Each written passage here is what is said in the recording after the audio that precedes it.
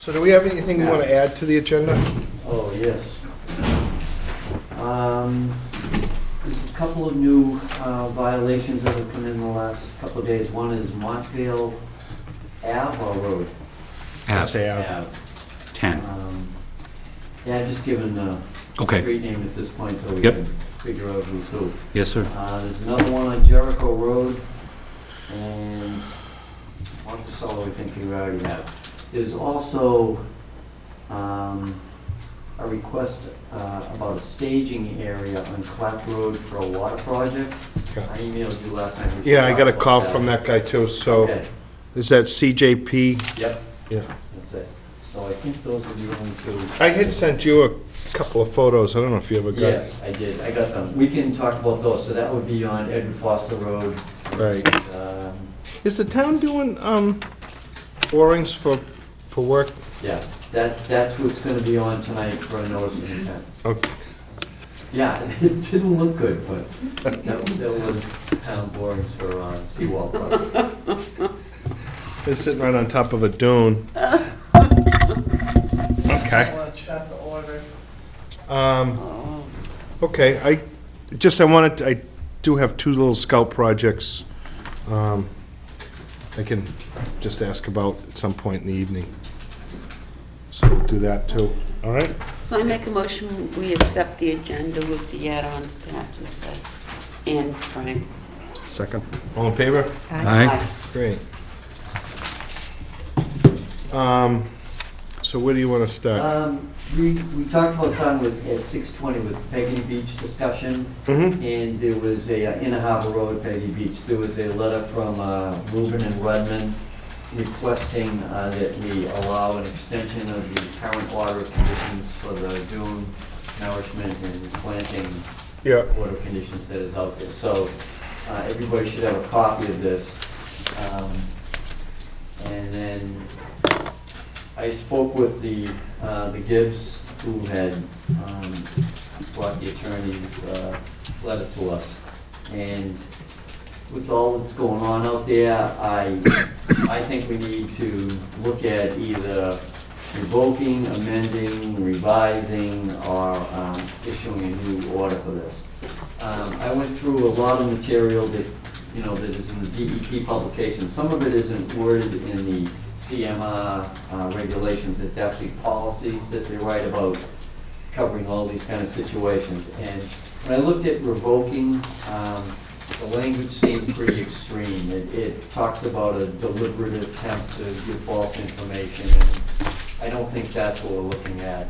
The other reason you could revoke would be something that would be a severe environmental impact or something. And then denying an extension, the wording in there says, where new information indicates the order is inadequate, and providing the information was not available when the order was issued. And so two of the bits of information that were missing, it didn't have the town signed on as one of the people who owns the property. Right. There's no license agreement. Anytime you use town property, there needs to be a license agreement. And the other part of that was there was not a stamped plan from an engineer. There was a plan put together by a coastal person, but it wasn't an engineered plan. So some of the information on elevations and how high and how wide and all that was inadequate. So I think Where did these orders come from?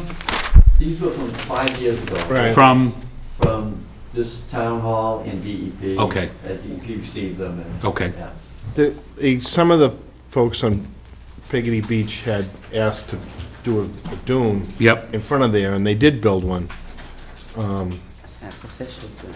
probably about Yeah. 4 years ago.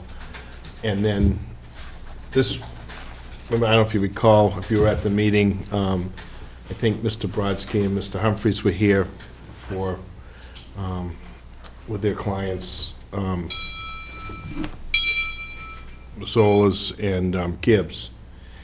And after the storm, a lot of material that was pushed over into Peggotty Beach parking lot and Yep. into the marsh well, not quite into the marsh, but all onto the road and Inner Harbor Road, was hauled around and a berm or doing placed was there, yeah. recreated. But it wasn't really done with a plan. It was, machinery was there, and so it was sort of placed roughly where they thought it should be. We don't really know for certain if it's bigger. Well, I think we have some idea. It's higher than it's. And this was a private citizen doing this or the town doing this? The town Well- held a hearing. Yeah. It was on public land, but Yeah. it was the private, it was Gotcha. the residents of Okay. Inner Harbor Road. Okay. So- The town should sign on to a To notice whatever, that yep. they own the property. Right. So we're not exactly sure that it's in the proper spot or the proper size or whatever. And then the other piece, after extensions being denied, there was an amending or modifying an order of conditions. When mistakes are found, provisions are determined to be unclear, field conditions require changes, or the applicant wants to modify the project. So, that has. That sounds like, So, yeah. yeah, that sounds like it. So the town owns the property and there's no engineered plan, would be something that's, missing information. It's cheaper to do an amendment, but you'd have to have the town sign on too. Right. But it is a little bit better than a new notice of intent if you're the, property owners. As long as it can be properly vetted, Exactly, well, there's public hearing, there's notification of abutters, there's all that. right. Yeah, that would all have to go on. So, and then it's up to the Conservation Commission to request an amendment, or to choose between an amendment or a new NOI. And there's language in the policy about that, so, and that's what I found out at this point. Okay. Penny, do you have any questions? The situation has drastically changed from when we originally did it. And it sounds like a wonderful idea for private people wanting to put up a sacrificial dune. But I agree, I think it needs, this doesn't hold water because the situation has completely changed. There's other people involved, the town wants to be involved now. So I'm say go forward, we have to either amend it, the orders, and get everything properly done this time. Agreed. Amendment if possible.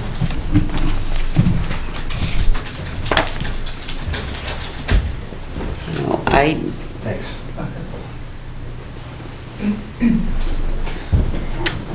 and of course, the biggest thing is that the town or the Can we live without selectmen want to be part of this now.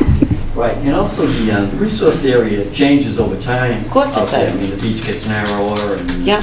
sand gets pushed around, so it's not the exact same No. plan, even the drop. Things have changed, so I think we have a right to revoke or amend whatever is the easiest to do. I agree with exactly what Penny said. And I think if the amendment is easier, if we can do all of the appropriate vetting and the notice and all, that's fine, but has it changed so much that an amendment really won't work? Well, I think the goal of putting sand as a sacrificial dune in front and doing some planting is the same goal that it was. It's just where it goes, the height. There's a lot of work will have to be done before it can be approved in a new order. Locations and engineering and coastal review. But it could be done by an amendment in your... I think so. It's not like, well, who knows? Lisa? Thoughts on that? None. Bill? What I'm thinking that this is a great opportunity to kind of establish what we are going to do. I think that's what you were talking about when I came in, what we're going to do in other areas too. So if we get this permitted correctly, come up with the specs that we need to get, then hopefully we can use this as a template moving on to the same type. I understood that this, it's a barrier beach, right? And so that would only be applicable to barrier beaches, et cetera. But coming up with something that we could stamp and say, okay, here's the model that we're going to go forward with, I think it'd be a great idea. One other thing about this, when it was originally written up, it was talked about as a partnership between the town and the residents of Inner Harbor Road. I think we need to spell out how the partnership works, because this year there was a little more collaboration about moving sand around and sharing the costs. But, I mean, it's in the town's interest too to have nourishment out there. And, but that does require a vote by the Board of Selectmen to, you know, Right. if there's any fun. Well, if we're seeing some of the Beecher Road, and then we still have a dune there, one of the problems is there's not a lot of beach left. Right. I know this isn't a hearing, but do we want to take some public? Yeah, I would think so. I mean, people have come and... I wasn't going to go without, so, Mr. Brodsky? Thank you. Good evening, everyone. My name is Adam Brodsky, and I represent Ms. Mazzola at 30 Inner Harbor. And I think there may be a little bit of a misunderstanding regarding some basic things. First, I got a copy of Glenn Wood's letter to you this evening. He's not requesting an extension of the order. He's saying that the order automatically was extended by virtue of the Permit Extension Act through 2017. I happen to agree. So unless you take some affirmative action, that order is legally in place. The problem, the fundamental problem with the order, from Ms. Mazzola's perspective, is that it never authorized the dune in front of her property, which is number 30. I've sent previously a copy of the NOI that was filed. The NOI was filed for 34, 36, and 38 Inner Harbor Road. I'll read it. The three project parcels, numbers 34, 36, and 38 Inner Harbor Road, are primarily composed of salt marsh, coastal dunes, and beach, etc. And it says there are three other parcels, numbers 26, 20, and 30, that are not part of the project at this time. So the dune in front of Ms. Mazzola's property was never authorized. The second problem is that that work is being performed on town property. The town was not a party to the notice of intent. The order of conditions is recorded not against the town parcel, but against the project parcels 34, 36, and 38 Inner Harbor. So the order of conditions isn't even related to the parcel where the dune is located. I don't think you can amend this because I don't think it was properly done in the first instance, because the town needs to be an applicant, and you actually need to identify the subject property in the notice of intent. So what I think the appropriate thing to do is I think the board's got to issue an enforcement order, which is what we were requesting from the very beginning, that requires the filing of a new notice of intent within some reasonable period of time. September is appropriate. It's got to be done this year, because otherwise I'm going to be here in front of you next spring when they go forward. The reason you need an enforcement order is that the work in front of Ms. Mazzola's property was never authorized. And you may have heard of all of the other additional work that's been done out there since the selectmen said don't do any additional work. The planting of the dune grass, the reestablishment of the fence. I mean, it's kind of like the Wild West. Unless you draw, this is a pun intended, a line in the sand, nothing's going to change out there. I promised you the last time I was in front of you that I would try and work things out with Ms. Gibbs and her attorney. We sat down, we met with Stan Humphreys and Pat, we had the basis of an agreement. I actually negotiated a settlement with Ms. Gibbs' attorney. I reduced that to writing. I spent a month and hundreds of dollars putting together a deal. When we went to finalize that agreement, no word from Ms. Gibbs, no return phone calls from Mr. Wood. We're totally frozen out, as if we were sort of went through that whole process so they could go forward and do the dune grass and do what they needed to do to finalize this so that they can enjoy the season. So, you know, from Ms. Mazzola's point of view, she tried very hard to do the right thing, to work things out. Keep in mind that Ms. Mazzola has an order of conditions for a septic upgrade and for her walkway. Ms. Gibbs appealed those and requested a superseding order from DEP. We were trying to settle the case so we could get her septic system upgraded before the season. That was the whole point of the settlement discussions. Nothing. We had to do the meet the site visit today because we're required to file an ENF in order to get the superseding order. So at this point, if DEP issues the superseding order July, I mean, Ms. Mazzola is not going to be able to do this work and get her house on the market. So I don't think, I'm not asking that you revoke the order of conditions. I don't think it's appropriate to revoke the order. I don't think you can amend it procedurally because you're missing a critical piece. which is the town, and actually the town being identified in the order of conditions. So I think it needs a new filing within some reasonable period of time. And in addition to the filing of and the notice of intent should have a surveyed plan, not a hand sketch plan. There should be specifications regarding the dune form and the dune location, and those specified on the survey plan, stamped by a surveyor or a professional registered engineer. There does need to be a process with the town. The town's got to get co-applicant on the notice of intent. And separate and distinct from that, there needs to be a license negotiated with the town, a separate agreement that allows private parties to go onto town property. I'm doing a project in Hull where we're actually extending a portion of a public way. Not only did we have to get a license agreement, we have to provide a bond, we have to pay for inspections. If the town of Hull is requiring these basic requirements, I don't know why the town of Scituate wouldn't. So that's the fundamental problem, and nothing short of that, I think, is going to solve the problem, because you have no ability to compel them to amend anything unless you issue an EO. I mean, you have no other regulatory mechanism to do that. So I think that's the way this goes. We tried our very best to resolve it. We were unsuccessful, but procedurally, I think that's the only course that's available to the commission. Yes, sir. May I speak? Sure.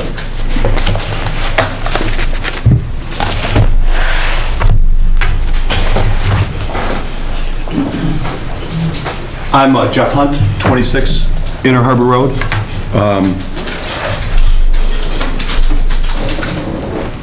A lot of what just, I'm sorry, I forgot your name.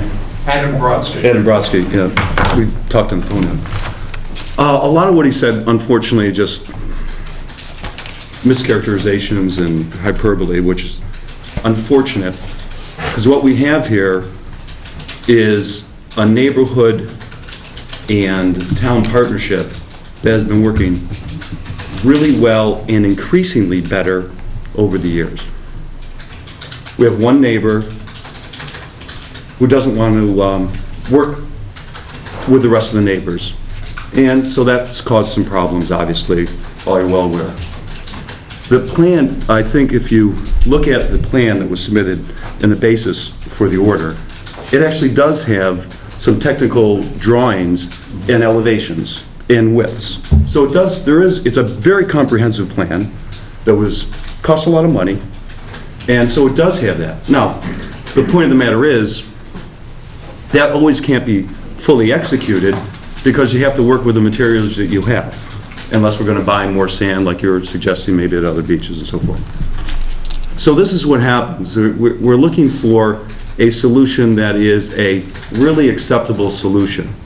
I don't know how you have a protective dune, but not have it in one house. It doesn't make sense. So what's been happening, there hasn't been a Wild West.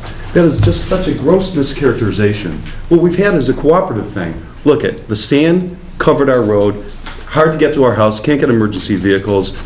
We have to wait until the storm season's over, when there's big storms. We take it back, we usually put it on the parking lot, and the town places it back, okay? That's how it usually works. If we can coordinate it so it's one swoop where we pay for the contractor to take town sand off of a private road and we pay for it and get it back on in one fell swoop, that's it's cheaper, same contractor, it works out great. What we've traditionally done if the fence is lost during a storm too is we put it back up and we do plantings. We do a cooperative thing where we do the plantings, we do the fencing, and the town pays for the materials when it has the budget to do so, or we do, okay? To say that, I'm not on that because I came in after, we bought our house afterwards. Ms. Gibbs is selling her house, okay? We're all in agreement as to how to do this. And if it has to, and there was no science this time about the height and width. Was a little higher in one end where most beach beaches don't go? Probably was a little bit. They took it down over the next couple of days. But to say that we need to amend this and go through an expensive thing, amend it, have a butters in the town be a party to it, and move on. We don't have to make this an expensive proposition for the town, nor should we. It's just not that difficult. It doesn't have to be that difficult. We just have one recalcitrant neighbor who just wants to throw grenades in whenever we try to do something cooperative. And that's the issue here. It's nothing else. I mean, try to negotiate. When's the last time he reached out to any other neighbor? Any other neighbor? Zero. So don't tell me about times where he's tried to negotiate and done anything else. This is one issue about one property and about a neighbor who doesn't want to be a neighbor. Mr. Hunt, we have other hearings. Yep. This was, and I appreciate your input, and that's what we're trying to make sure that we have a fair representation here. But we're going to spend a little bit more time on this, but Well, I was just gonna say, I mean, there's legitimacy to both arguments. There's a lot Yeah. going on. It just points out that this is not a good order of conditions. But I think maybe we should bring it to legal counsel and just get Jim Toomey's opinion as to what type of change we need to make to have this go forward. Because the Permanent Extension Act doesn't get into when you wanna make changes to it. It allows it to roll forward, but you really have trouble revoking unless you have a really good So, cause. yeah, just here's where I'm at with this, and it's not going to be the last word, but I think Penny and I were probably the only members that were serving Yeah. for those orders, and I do recall these hearings. I remember going out there, I think with Paul Shea, Yeah. to look at this. This was a few agents ago. And I do know that it was only for the three homes, 34, 36, 38, something like that. So I guess I have a problem that the dune's being created in areas where we didn't condition it, and that the town wasn't party to that, and now it appears that some of the dune is on town property. So both those pieces, I'm not sure what the answer is, but I don't think it's that we can't just ignore it. We need to get this sorted out. It would be nice not to have to go through a whole nother NOI, and certainly I think everybody's objective is to protect their homes and to protect their road. So how we get to that, possibly it could be through an amendment, but we're not going to just let it keep going the way that it is, because that can't happen. We don't know for certain if the dune was built correctly this time, and it can't be just with some machinery and a couple people standing on the beach. You know, we have this issue in Hummerock, and we have it in other places where after a storm, everybody, whether it's for emergencies or trying to do the best they can, just starts moving material around. Sometimes it works to the good, but other times it can be detrimental, and we certainly don't want that to happen. So I think we do need to find out, hopefully it's with an amendment, in my own feeling is rather than redo the whole piece, but it's still going to require some more plans, and it's going to require the town to be on board. If there's additional people, or the dune wants to be extended, possibly that can be part of the amendment. That seems to be pushing it a little bit, but if it's the same area and the same type of construction, I would think that amendment might be possible to extend that.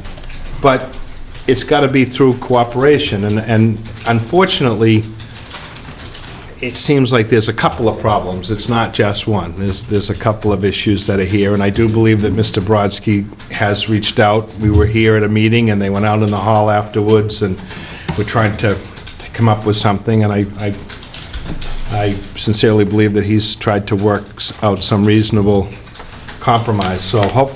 can continue. I don't like the commission being used so that folks can get what they want and then move on without dealing with the issue properly. So we're gonna get to that.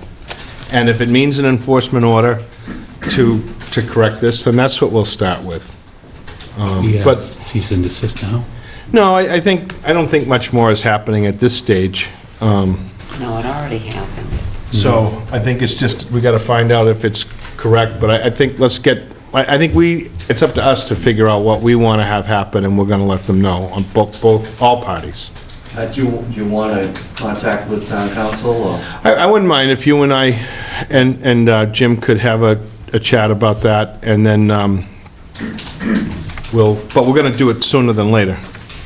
Penny, just, you made a comment, maybe I misunderstood it. You said something contrary has already happened. What was that? Well, the dune was reconstructed. Wasn't We don't have a we really don't have a Yeah, by the plan town. for that. By the And town. I understand, whoever did it, Right. and we have the same issue, the town, in an effort to get things cleaned up in a lot of places, isn't always permitted. Right now, we're going through a NOI in Hummerock No, I got to it. deal with the storm cleanups, and the town has done a filing, and we're trying to get that sorted out, so hopefully we can do it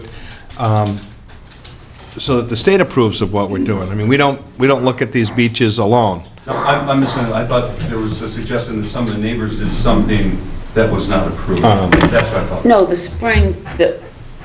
what's been done has been done this spring. Right. Nothing more is going to be done, is what I'm saying. Bill said a cease and desist, as though something was going on today. Can I just ask, where is Mrs. Mazzola with her septic? Is that So we can't do anything until we get a superseding order from DEP. We can't get a superseding order until the EOEEA and the MEPA office issues a certificate. So we're now going to wait until June 5th for the certificate. We don't think that they're going to require an EIR, which is the purpose of the MEPA filing. Okay. And you had to file for MEPA Right. because there was an appeal and a request for a state permit, so it triggers MEPA review. So Right. we had to go through all that process. So we'll get the certificate June 5th, and then we have to wait for DEP to issue the superseding order. And you have to do that for what reason? Ms. Gibbs appealed the permit. Okay. And by the way, But these are independent issues. well, this is the first I've heard that Ms. Gibbs and Mr. Wood weren't speaking for the other neighbors. I'm more than happy to talk to anyone regarding this. I'm happy to do whatever I can to resolve it. Because my only goal here is to get Ms. Mazzola's septic upgrade done so she can put her house on the Right. market for sale and not miss the selling season this year. That was the whole point. So she was willing to come. Fundamentally... I just want to make sure we separate the Well, issues. they're interrelated because we're being held hostage on one. The bottom line Well, is... excuse me. The bottom line is that I don't think Ms. Mazzola at the end of the day would have a problem with a reasonable sacrificial dune in front of her property, provided she can get her walkway that she permitted over the dune, and she doesn't hurt herself trying to get to the beach. That's the interrelation between the two We did problems. permit. Okay. We gave her some permit for it. She can't do that now because of how the dune is constructed. So we were trying to negotiate some modification of the dune to accommodate the walkway, but we were unable to do that. So we have no other choice but to break things because we were unable to resolve it through negotiations. Okay. The real characterization of that is, all the neighbors agreed, and the town and the environmental, that a dune is helpful, planting's helpful, re-nourish, protect the marsh, and so forth. The real characterization is, when Ms. Mazzola decided to hold that work that everybody agreed to, was going forward with the town of cooperation, hostage because of her fight about the septic. That is just a cover. She threw the grenade in this project that was going swimmingly because she had a fight with one neighbor on her septic. That's the correct characterization. Okay. Brenda Yes. Hunt, 26 an hour. We probably have about $800 worth of plants that died. Yeah. Because we were told not to plant it.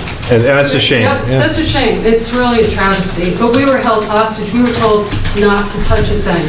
Don't plant, don't fence, don't do anything. And now we have She wanted a teenagers refund of money that we had as a neighborhood to make a parking area. We gave the money back. Goes on and on. Now we have teenagers on the dune urinating on the plants. Because there's no fence to protect the plants. I've seen it with my own eyes. People are coming over the dune. There's no danger. The Mazzola family has never wanted any. Okay. And now we have breaches in our road, so they won't deliver mail during the season, and it's an emergency situation where we can't even get ambulances down our road, because if you don't maintain the part you're doing, your property, we're all put at risk. It's always been, so It's the always breach been has like always that. been There's their property. If you don't, And you're trying to get the septic system done so you can sell and then you won't be a neighbor anymore? right, there we go. Well, I think, Make it all happen. yeah. Okay. We're gonna, Here we go. Dr. Thank you. Phil. Can't wait for me to leave.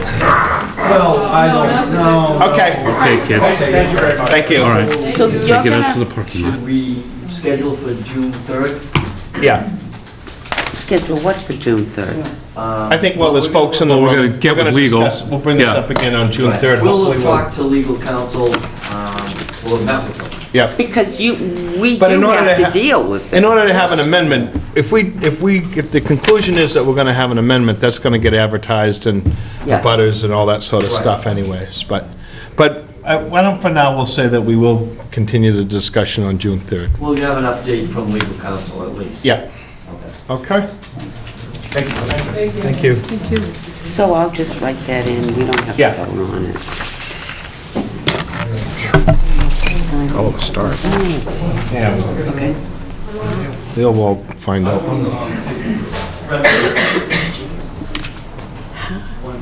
I have my notes here, but hold on. Well, we gotta find out where that is. There's a whole bunch of stuff, information to find out. Which,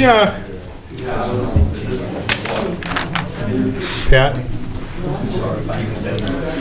So, sorry. Yeah. So, Stewart's are not here. Get on with it. we have one RDA, right? And that's the continuation? I make a motion, we continue. No, there's an update on that, we can say that for the end. Okay.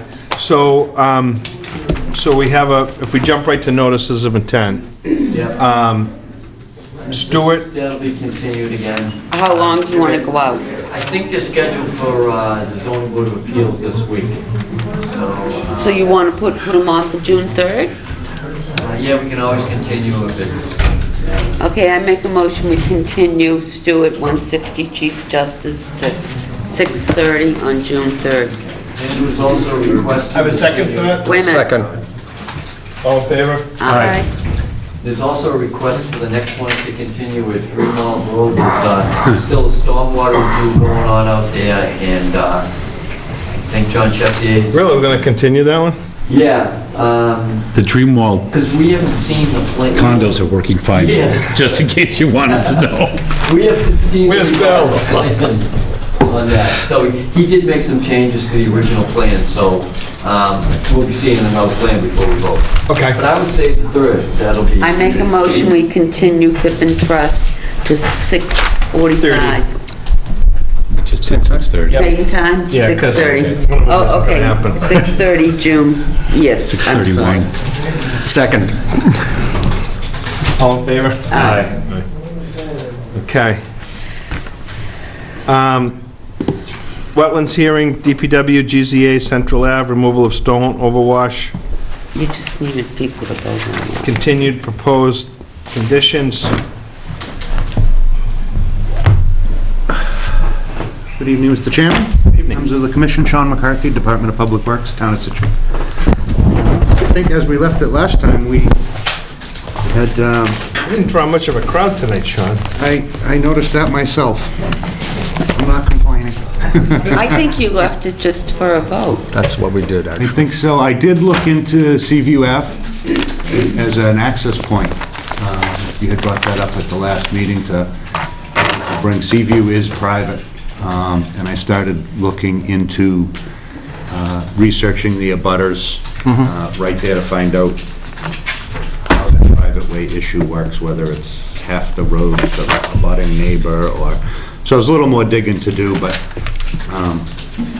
it may be a point in the future to start. I don't think the town's used it, but it is definitely used as an access point. Yeah. So, Yeah, it's something to look into, yeah, plenty wide. yeah. The town administrator, she got in touch with us after the last meeting when we asked her if this would be possible. She said, go ahead and look into it, and if we need to have legal counsel make a ruling. And we don't know the correct number of openings along there that would allow all the stuff to be returned to the beach, but I think it's open at this point. And So- we can write that in as a. Yeah, that's what I'm saying. Can we put that in the orders, that if we have permission to bring that material to those things, we can just do it? Sure, we can work on the legal aspect of it when it's nice and sunny out. Sean, were you here for what Adam was saying, what Hull was doing in terms of requiring licensing for the town to use private property? No. No. I missed that portion. You, It was the other way just the other way It's around. For the private to use public, you need some kind of a license. Like we Okay, have that's up the way you said it. Appleton Field. okay, Okay, Right, up in Appleton, right. right. all right, The other thanks. thing we were gonna do is, rather than close and then just issue conditions, I think we wanted to go through some of the things we thought might be conditions so people could, see if it makes sense to them at this point. I don't know if you wanna Sure. read them or...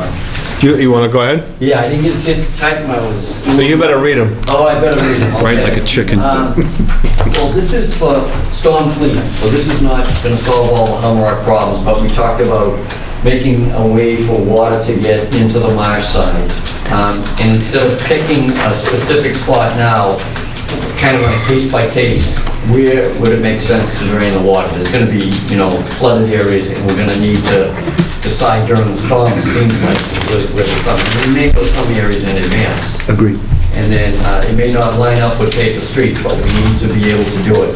And along with that, we have to make sure wherever we choose to cut that, it doesn't do any damage to anybody's property, any structures or anything. So that is one thing, and that should release some of the water. We've decided that we need to meet with contractors in advance of storm season. So we don't always know who's going to get the bid if it's a giant storm. You could have to grab a Landers or whoever, but we still need to, in the fall, sometime bring everybody in and kind of go through what the rules are. Don't inundate some houses with stones, don't make big cuts on the other side, don't plow stuff onto the left side. So I think we need to set the ground rules a little better, and in the past, it's been... Kind of like a pre-construction. Yeah. I mentioned that to the highway No. superintendent this Right. morning, actually, Okay. that Yeah. we'll have that in. The other things we talked about, we're going to continue, I guess, to move as much material as we can up to that file lot that the town has jurisdiction over. And it tends, we get it out there, it tends to wash down and may help. Naturally. Yeah, may help others, so. And then, other than that, the only update is we're going to have the state people come to a presentation on June 16th at the high school in the auditorium. It's a Tuesday night, I believe. And What's the date on that one? June 16th. It's the night before our meeting. Coastal Zone Management person, Rebecca Haney, and then DEP person in charge of permitting for coastal projects, Jim Mahala. She's going to do a presentation, but Jim will be there to answer questions from the residents about what is allowed, what can be allowed by DEP in that area, because it's kind of all over the place, It's a different Barry Beach than anywhere else, so people might say, gee, I'd like to try this, and maybe he'll be able to think it over and say, yeah, let's try that as a pilot project or something. Like this whole minor activity permit thing that we're doing, it seems to be helping in some way, so maybe he'll be able to give us some other answers. That's the high school, right? That's at the high school, Yeah. in the auditorium. Yep. And, I don't know if we've talked about other conditions, there are other standard conditions, you can't refuel out on a barrier beach, you can't wash your equipment down out there, can't stage your equipment there during the storm, so there's a lot of different things. The other thing, the question I had was, if you need to make a big plow down the middle to get fire access during the storm, what would be the size of the equipment that would then be used to bring material onto the beach if we got easements? Would it be a possibility that could be smaller contractors, or would that be, you use the big contract to do that? We do for speed associated with the cost of the money, trying to do the job as quick as possible.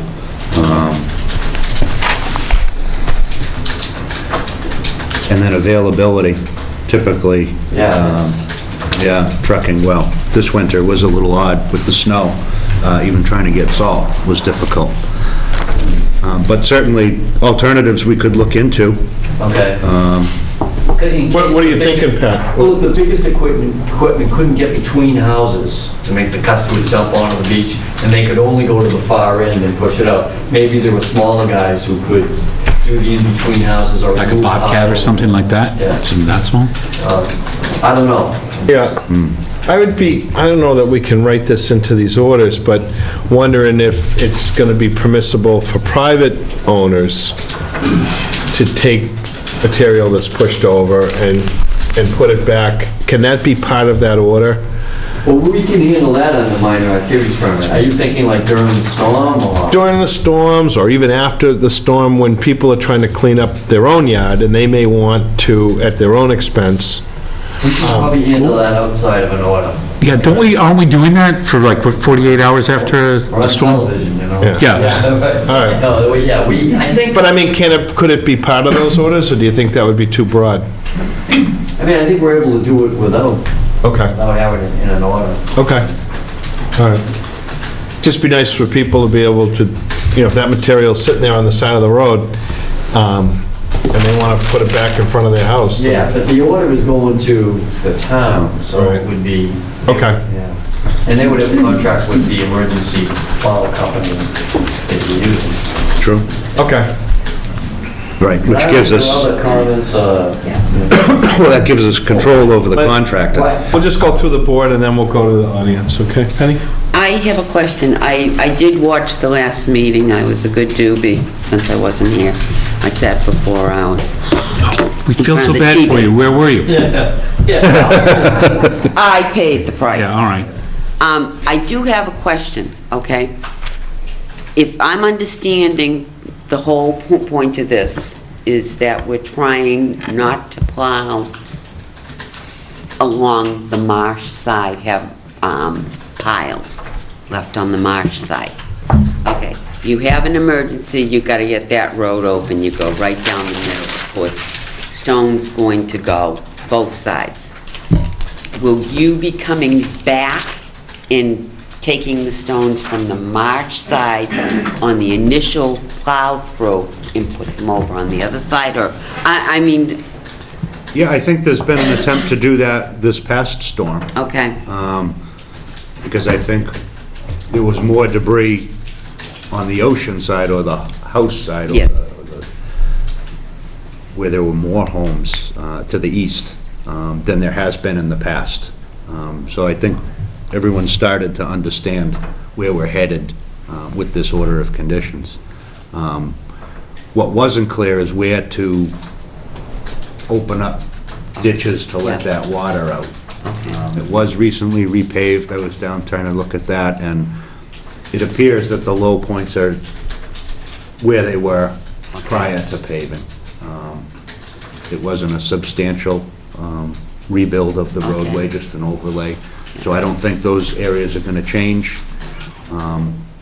Maybe they can be identified early on during the storm cleanup, so that the contractors are aware, a little more direction during and immediately after the storm event may prevent a lot of this from happening. A representative down there from DEP, from DPW. okay. Sean, one suggestion that came up too is that maybe the town needs to have a supervisor out there, while these guys are moving all the stuff on it, or even after, the day after, or whatever. Yeah. Seems like, Yeah. keep them on track with the order of conditions and being cognizant of people's homes and driveways and all that. Yep. Yep. Okay. I'm good with it. Lisa? I can't speak on the commission. Oh, that's right, I can Tim, speak on sorry. this. No, I think we're going in the right direction. Absolutely. So, from anybody else in the audience? Yes, ma'am.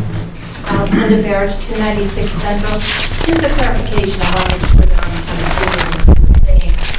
Is it that the plowing after a storm will go directly back out to the beach? Or is it going to be piled into yards, or what is the actual procedure? I think the plan is going to be to get more of it to that empty lot before Cliff, rather than pushing it off to the sides and then having to go back. Before Cliff, where? By Cliff Road. That's where the Well, the They fork of access the the road is beach. where Cliff starts. That's right, and then, Each way. So on the ocean Right, thank you. side, there's a large area that they've been dumping additional, Halfway up Cliff. No, it's right at the beginning. exactly, yeah. The beach opening up there. I so, think what happens a lot of times is they end up piling it there to start, and then they don't have the equipment to move it out of their way at the time. So only so much gets there. If they anticipate that earlier on in the storm, that material will end up farther out to the ocean, as the storm cleanup's going on, and the tide comes in and takes some of it, that'll be happening all at once, So it will not rather be- than a week It later would or not be 2 placed weeks in later. residents' yards. Correct. Well, they're gonna do their best to not put as Oh, out much. in front. What we want is a minimal amount of material, what the Exactly. commission wants is a minimal amount of material placed on the riverside, because we don't want that being washed into the marsh. Yeah, we prefer none. Well, that's the goal. Yeah. And then, if some of the material has to be placed on the ocean side to expedite the cleanup, that's going to happen. What Sean's saying is that they're going to try to move more material down and get it to the north at the base of Cliff Road in that staging area.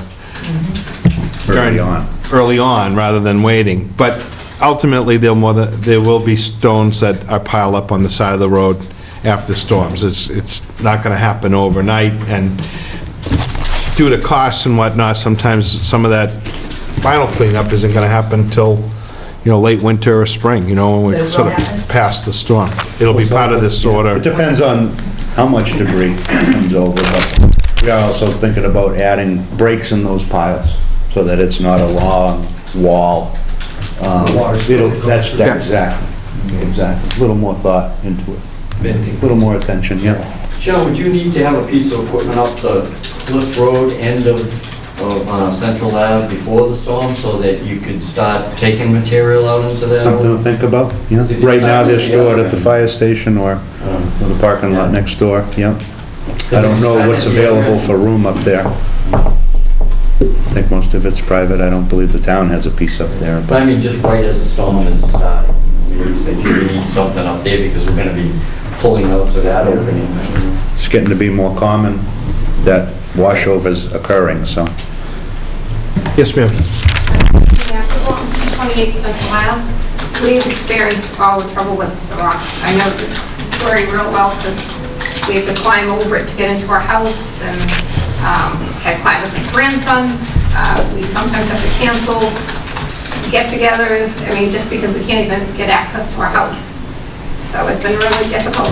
I do appreciate them getting rid of it as quick as we can, but the piles on the side of the road, when you're on the bottom level, like we're not on stilts, because of it, where you put openings is very important, because where the water rushes through, it's going to dig up on the south side of that opening. So you have to place the openings.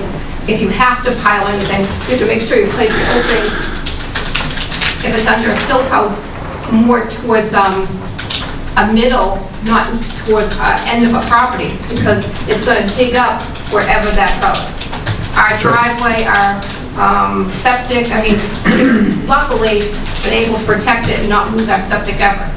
But if we didn't take proactive steps, we would have lost it each year that you block it. So that's strategic. Same thing, for anyone who has, because we have stilt houses, and stilt houses, ground, still, they're all over the place. So when you block stuff, I don't know if you have to put markers or something like those, like poles that they do to show colors, but you need something to identify where it's going to make a big difference on someone's property. The damages, I flooded, I called it storm Scituate, because I was a moat around my house, and the storm went through and I was fine. The next day, after they did the cleanup, I had the water going into my garage, and I still have my line. I kept part of it. It's an 8-inch line on my bottom level. And it was after the storm because the water had nowhere to go. So those openings are crucial. So I love hearing this, but that's going to be, someone's going to have to put like some type of those long sticks to show where they have to have an opening. And maybe that leads right into Patrick's point of having someone there. Yeah, we can't be there every storm. I agree. We have I been agree, there, yeah. we have stopped some things. We have stopped some things, but you can't be there every time. Certainly something to look into. Yeah. Anybody else? Rosemary. Rosemary? I just have a couple of questions. I'm not impacted by this, but I went up to see the configuration of what has been put on Beach Way. And my question is, what would you anticipate? It's pretty full, looks great, but what would you anticipate, how would you anticipate it changing, even if another storm didn't come along right away? I haven't seen Beach Way in a while, so I don't know what the current condition looks like. Okay, from the house that's So, yeah, directly south of it, yep, it's, the driveway area in front is cleared, but it's piled way up. It looks terrific. on Beach Way. Yeah, but it's high, and I'm wondering, you know, that it would seem as though in a storm, that's just all going to come back over again. And my other question is, it's been cleared completely, flattened at the V in the road. Yep, With a fence put up. How is that going to? that's private property. The whole thing is. But clearly, that's going to fill in someday, and so that's I the think obvious problem. I think that's a summertime fence. If he doesn't take that down this fall, Mother Nature will. Okay, the answer my question. Yeah, no, I think he put it in so it is removable. Good idea. It serves a very important purpose. Does it? Right there at that area. It does. You got it. You got it. Right, are we ready to? Lisa? From a... Lisa Case, 242 Central Ave, homeowner. Hi, Sean. Taking a note. Okay, you said that you're looking into the one location by 179 Central, or between 179 Central and Atlantic as a possible storm easement for the town? You said that in the Is that beginning? Seaview Ave? Correct, yes. Yep. And then you also said that Beachway, which is at the bottom of the Fourth Cliff and Central, where you guys had taken the materials, put it in, and then ran it north up Fourth Cliff, where I guess it's federal land, so therefore it's accessible to the town. So I guess that leads to my next question. If you were to have one or two more points of storm easement to more quickly get the materials off the road and also help prevent that area at Fourth Cliff from filling up, like it did several times where at 2 o'clock in the afternoon, PA Landers stopped plowing because they had no more space and there was a ton of road that wasn't clear and people trapped in their house. So what would the minimum width the town require to consider up two properties as a potential easement? I think we'd have to look at it on a case-by-case basis between the two houses, what kind of utilities exist, overhangs, things like that. Okay, let's say there porches.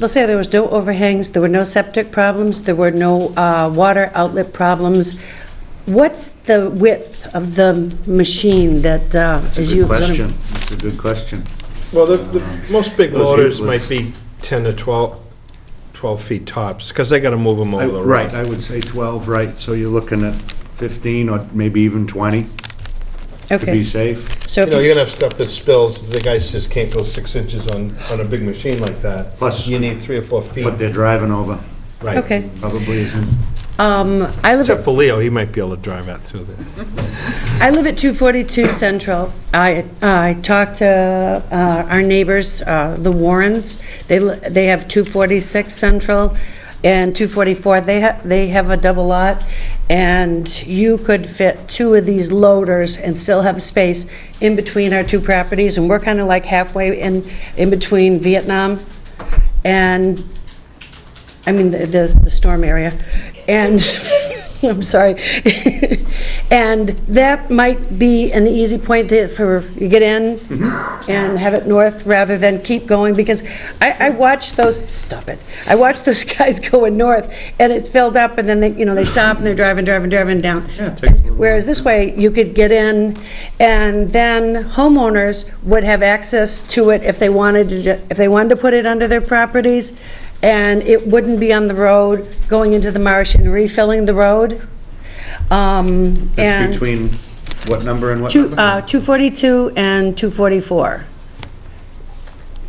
And I did receive a letter from Brad Warren Jr. Confirming, and I believe I may have forwarded it to you, Pat, that he would still be interested in doing that to help the town and help the homeowners. Great, certainly something to look into. There's a legal aspect to that, but start looking into it. I think those things can be, like, we're gonna probably put this in a condition that can happen, provided that the other details are worked out. Okay, and then my one other question is, if you would contact Jim Toomey, town attorney, and he says he can draw an easement up, which would probably be similar to the one everybody signed to remove the cobble at the end of this season that protected the town, is this something the town would consider doing if there's no liability to the town?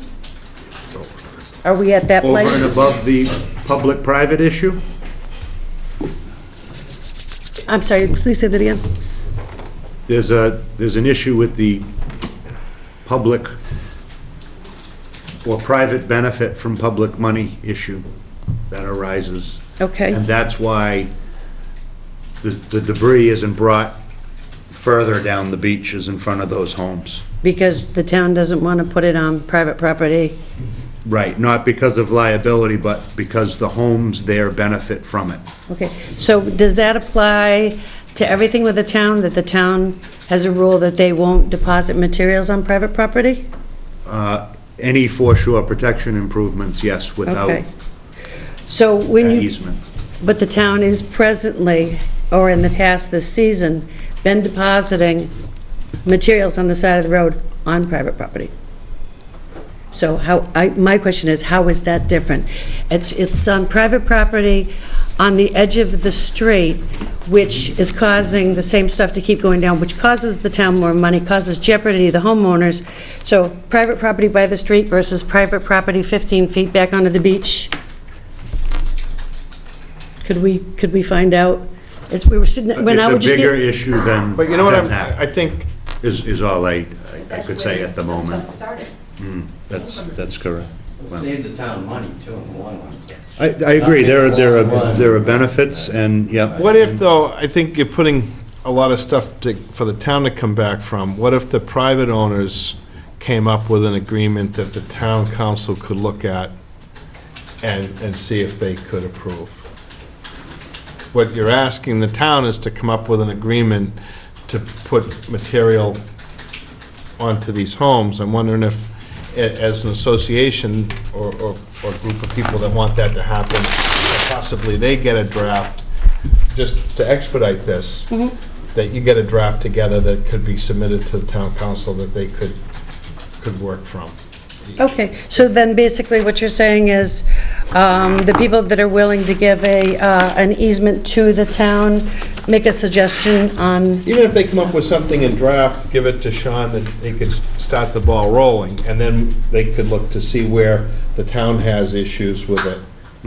Yeah, I'm just, however way you want to do it, but in order to move it along from your standpoint, I would start with putting something together that I thought worked, give it to DPW and town council, and then let them, but it's going to be sort of outside of the Conservation Commission. It's a policy that we're using on Oceanside Drive now, to repair the seawall along that. So we do have some basic language. In is terms there of how the like a, easements like are a written. storm easement to access You it? might be able to get that, These will These be easements. forever. you might be able to get these easements. But you're talking about the people surrendering their private property to turn it You know to what? pub. No, this is just a confirmation, but because I have one I more. know, but we have a whole bunch of stuff to do You're tonight, and right. we're going on to, But that's not an option for anybody, because if you have a lien holder, you don't have a choice, because the lien holder won't let you do that. And then it ties the hands of the homeowner that really would like to cooperate, but they can't. but that's not a piece for tonight for the Okay. commission, if you understand. Right now, we want to Okay. get on to the next, there's a lot of people with a lot more hearings tonight, and it is a stumbling block for getting the material there. We're going to have it in the condition, so, not to pass the buck, but the commission's got it squared away. How it happens is something that's got to be worked out between town council and Right. the individual owners. But it would be nice to know where these stones are gonna be placed, because, They're gonna go to the end, they're gonna go to the north end of Hummerock into that staging area if they can't go anywhere else. okay, so they're no longer gonna be put in people's driveways? As best they can, the way these orders are gonna be written, it's gonna be as best as they can do it in this storm event, that they're gonna try to move as much material to the northern end of Hummerock and place it in the storage area. They're not making promises that no material's not gonna get shifted off to the side. We're also gonna try to make sure that they don't put excess material on the riverside so that it washes into the marsh. And that last thing I want to mention, where it's been put on the riverside, now that makes us at a higher level in the road, making a floodway that was never there. Our road always just, our other side of the river just used to drop off. There are gonna be places along the riverside that hopefully water will be able to drain. But I mean, for us even to have access to our dock, we're inundated by rock now. That, you know, over the past two seasons, we actually have to step up. If it's material that washes over naturally, the town's not gonna move it. Not naturally. It was done putting it there. Other people were able to clear it out when they did that special dredging, and we didn't take them up on it because we didn't have the funds to that year. So they dug theirs out, and we didn't dig ours out, but we didn't have the opportunity to. Okay. So, you know, just even to get our dock, we're gonna have to dig over there, and really people are gonna start screaming at us, but we have to dig to get our dock that's underneath the rock. You know, Well, I think we've issued Activities? minor activities permits for those Well, we have to pieces. do that because, you know, we don't want to stop just, We just don't want them to dig too much. We want them to just take material that was deposited there. oh, we have pictures to show where it was. Okay. I mean, it's not where it was, okay. Yeah. Rich Feely, 286 Central Ave. Operationally, I don't know how they cannot possibly pile stones on everybody's property the whole length of that road. There's just too much volume of material. And to think that you can start at the low numbered ends of Central Ave and somehow push it down the end is never going to happen. I like Sean's comment on that. Well, it's going to depend on storm by storm, for one. Sometimes we get a lot more wash over than we do. This year was extreme, no doubt about that. And yes, it's going to take some planning and some preparation, like Pat suggested, even equipment to the north prior to where it always crosses the roadway. Maybe some different equipment. I think the commission's right. We're headed in the right direction. We're trying to get a handle on how to manage this, how to get the material to the spots that we legally can bring it. And like Lisa suggested, maybe more people will come forward and there will be more avenues to put that sand directly on the beach instead of in front of the homes. It's not an easy scenario, that's for sure, and I don't have all the answers for you. I know you don't. Yeah. And I think the answer is, and I get a public-private argument, but it benefits the town for sure to put the material back on the beach. It was done 3 years ago up there. I was there when you guys did it. And that's going to protect Central Ave. It's going to hopefully keep less wash over every high tide cycle. It's in everybody's best interest to get the beach higher. So I don't think that's just a private benefit to have the rocks put back on the beach. It's a public benefit. So I think that's kind of a cop-out from the town's perspective that they can't do it because it only benefits private people. That is incorrect. So I think this commission ought to take that into consideration. I have a comment. I know if we get any kind of grant money, federal or state money, to put material, we are forbidden from putting it on private. But this could be different. It's something that's on a town street, we need to put it somewhere, and to cross and to put it out there is really not something that's benefiting you any more than it's benefiting the town. So I agree with you. It's just if we get a grant, we can't do that. And that's what we're looking into with town council now. Because in 2013, they put it back on the beach down as far as 282 Central Ave Road. From the opening all the way down. And every year before that. Yeah, right, DA Landers did it, or Culver did it, I don't remember what contract they used, they had big equipment out on the beach, and I thought they were gonna try to get the beach sides back up higher. and now all of a sudden it's illegal, we can't do it. I don't get that. So, Mike, when we do these orders, we're gonna have a condition that says if this issue is resolved, then they can... We'll allow it. We'll allow it. Yeah. And then, can we also have in that same set of orders that if they want to move material from that northern section, can that be part of that as well, that material be distributed? The private homeowners take from the pile at the top and bring it Yeah. down? Yeah, why not? So wait a minute, so You want the private homeowners To pay? on the beach, from the north, cut through it, all the way down to 270, We might be able to. driving on the beach? Well, what we're doing now is on a case by case. That's If someone $4,000 has a year. stone and sand on Central Avenue, they want to bring it out in front of their house. If they can't get between the two houses, we allow them to get out of that surf, whatever that road is down by the Atlantic. Seaview. Seaview. And Cobra does that, you guys do that. If you can't get between the houses, we've allowed that. So if there's material up the top and there's excess, maybe we can work it out. We'd have to go through some steps, but that might be one way of allowing them to be able to put more and more and more up there, plus letting people put something in front of their houses. We'd have to know about it, we'd have to probably be out there with you. I don't want to end up in jail doing this, but So, as a homeowner, we have to pay to remove material the town has put on our private property on the street side of our house, to then pay to return it back to the beach, and then drive north up to Fourth Cliff, and pay to retrieve it from there and return it back to the beach. $4,000 later? you don't have to. It sounded like it was people that wanted more material. Well, when you pay to have your driveway plowed out, and then you leave, and then you come back, and your driveway's full again, now you have to pick up the phone, you have to call somebody. You're in the same day, you're plowing to remove the same materials out of your driveway twice in one day. Yeah. And then the What water, happens every storm? People have their driveway plowed early in the morning so they can get out and go to work, and then the road keeps getting plowed, and then they have to pay it. but Frank, this isn't just like plowing and snow going on the side of the road. They are dumping 3 and 4 feet in your driveway. So let's not lose perspective of what this hearing is about. This is not about public-private, we can go down that road, but it's not. It's about stormwater. It's about dealing with the cleanup of the storm and what happens during that. And what we're trying to do is condition as many options as possible, as long as it's done correctly. We know that we don't want material placed on the west side of Central Ave, because we don't want more material being washed into the... Yep. Right? Correct. And then we're in agreement that we can allow as much material as possible to be taken to the north, so it doesn't build up in front of people's homes and cause flooding, right?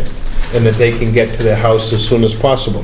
But there's a storm that's happening, and there's material that's being washed over, and then that material has to be placed somewhere. Correct, but... And some of that material, whether it's, and if it was a snowstorm, it would be snow that would be going over the fence, except that melts at some point. But they're And gonna it wind doesn't up... kick your door down. They're gonna wind up with some of that material going over.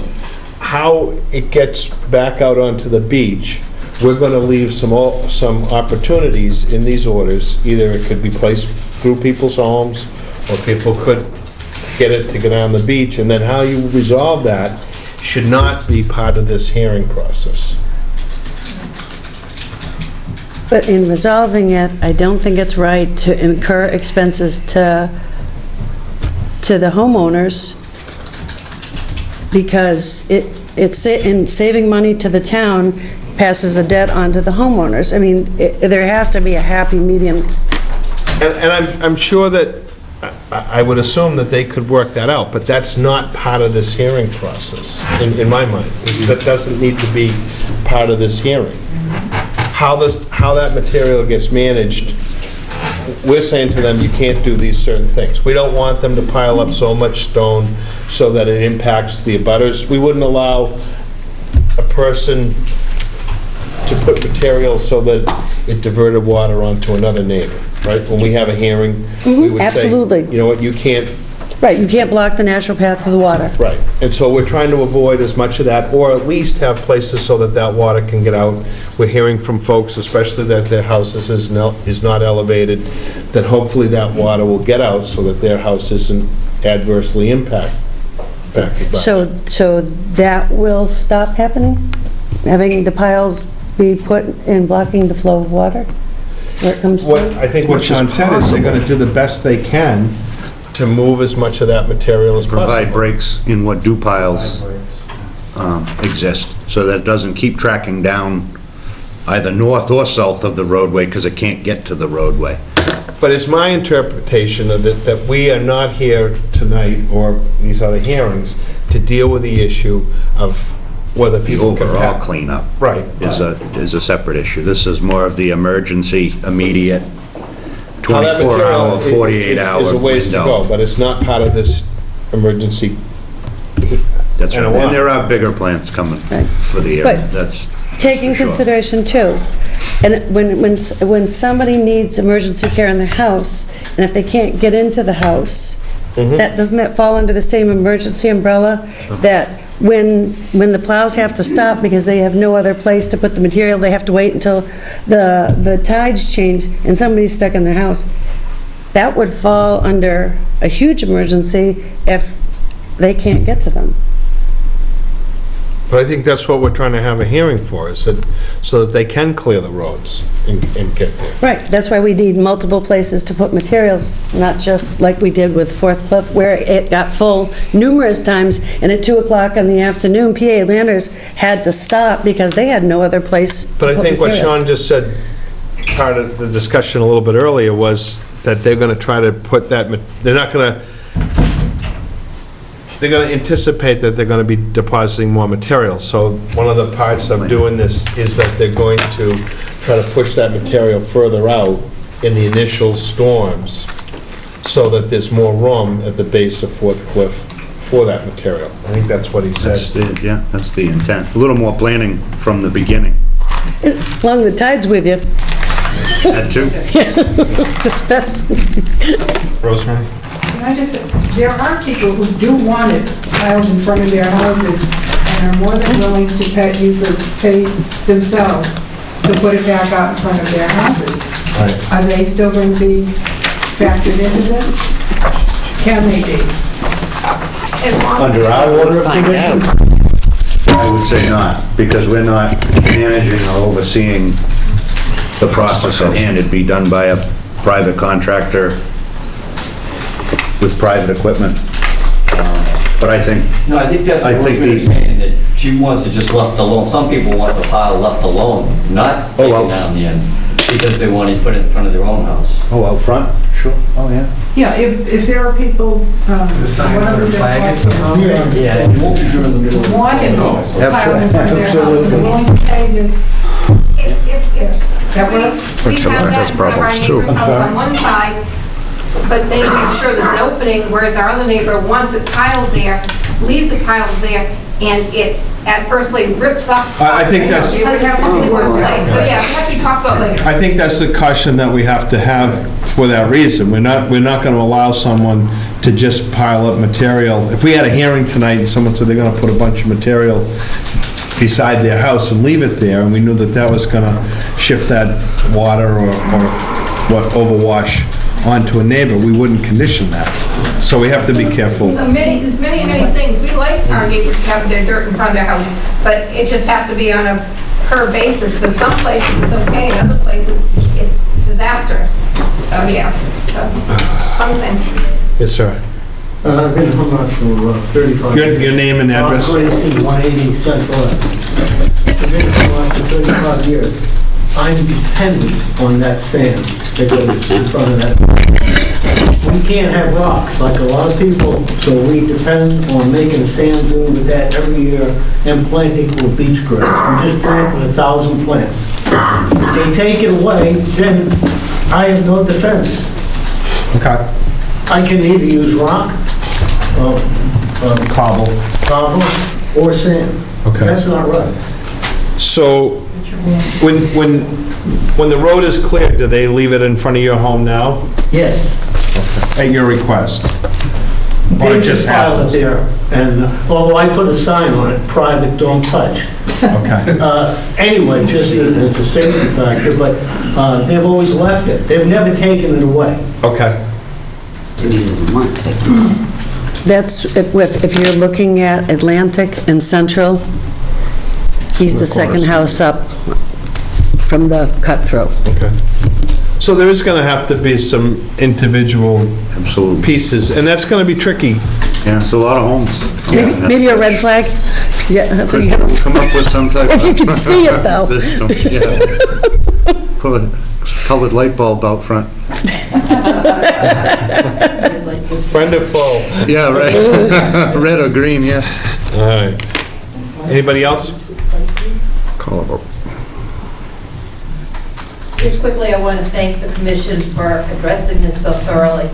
It's been an ongoing issue, and at least I appreciate the interest that you've taken and the effort to resolve it.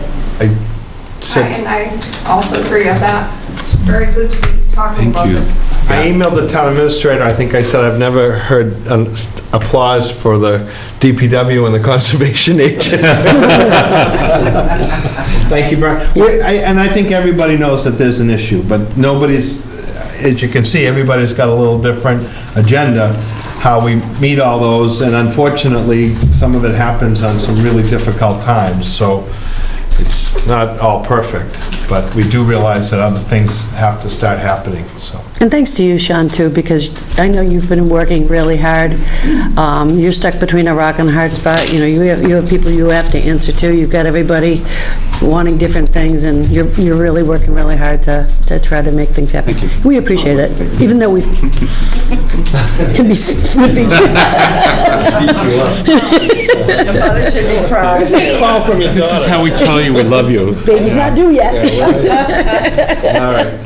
So can we close this? I make a motion to close. Second. You weren't even here for a couple of them. I She was said read in. I watched it on TV She was for read in. 4 hours. All right. I second it. All in favor? Aye. Aye. Yes, sir. No comment. Uh, The houses Didn't get that into the- want a stand in front of their home. Right. Just as a rule of thumb, most of them do want it. I understand. Yeah, because they used to have they used to have a seawall, and then they were told to take out the seawall when they put their houses on fire. Got that right. I wasn't on the commission then. Okay. Closed. Thank you very much. Thank you. Thank you. The meeting on the 16th with Council Zone and DEP, because DEP should be able to answer some of these tough questions too. They can solve this problem like 4 times, you need answers. You okay? Yes. Okay. What's the meeting on the 16th? Yes, he does. Benelli, 146 Atlantic. Where's that, where's that, Where are you going? This is I'm just teasing. this is the seawall, right? okay. You're up. I'm just, last here, I requested a couple more pieces of information. You wanted a sketch on the slab, and the engineer designed that, and then you just wanted a detail on the riprap in front of the wall. And I think you have both those in front of you. Oh, yeah, we do.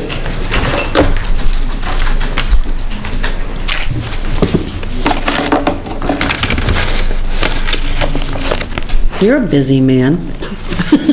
How do I orientate this? Oh, So is this a cross-section, or? Yeah, this is a side view, Frank, of this will be the seawall, and Okay, this will be the tapered riprap.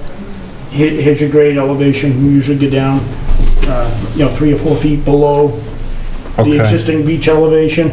And like we talked about last meeting, this is kind of an arbitrary where you stop it. so this is going like this?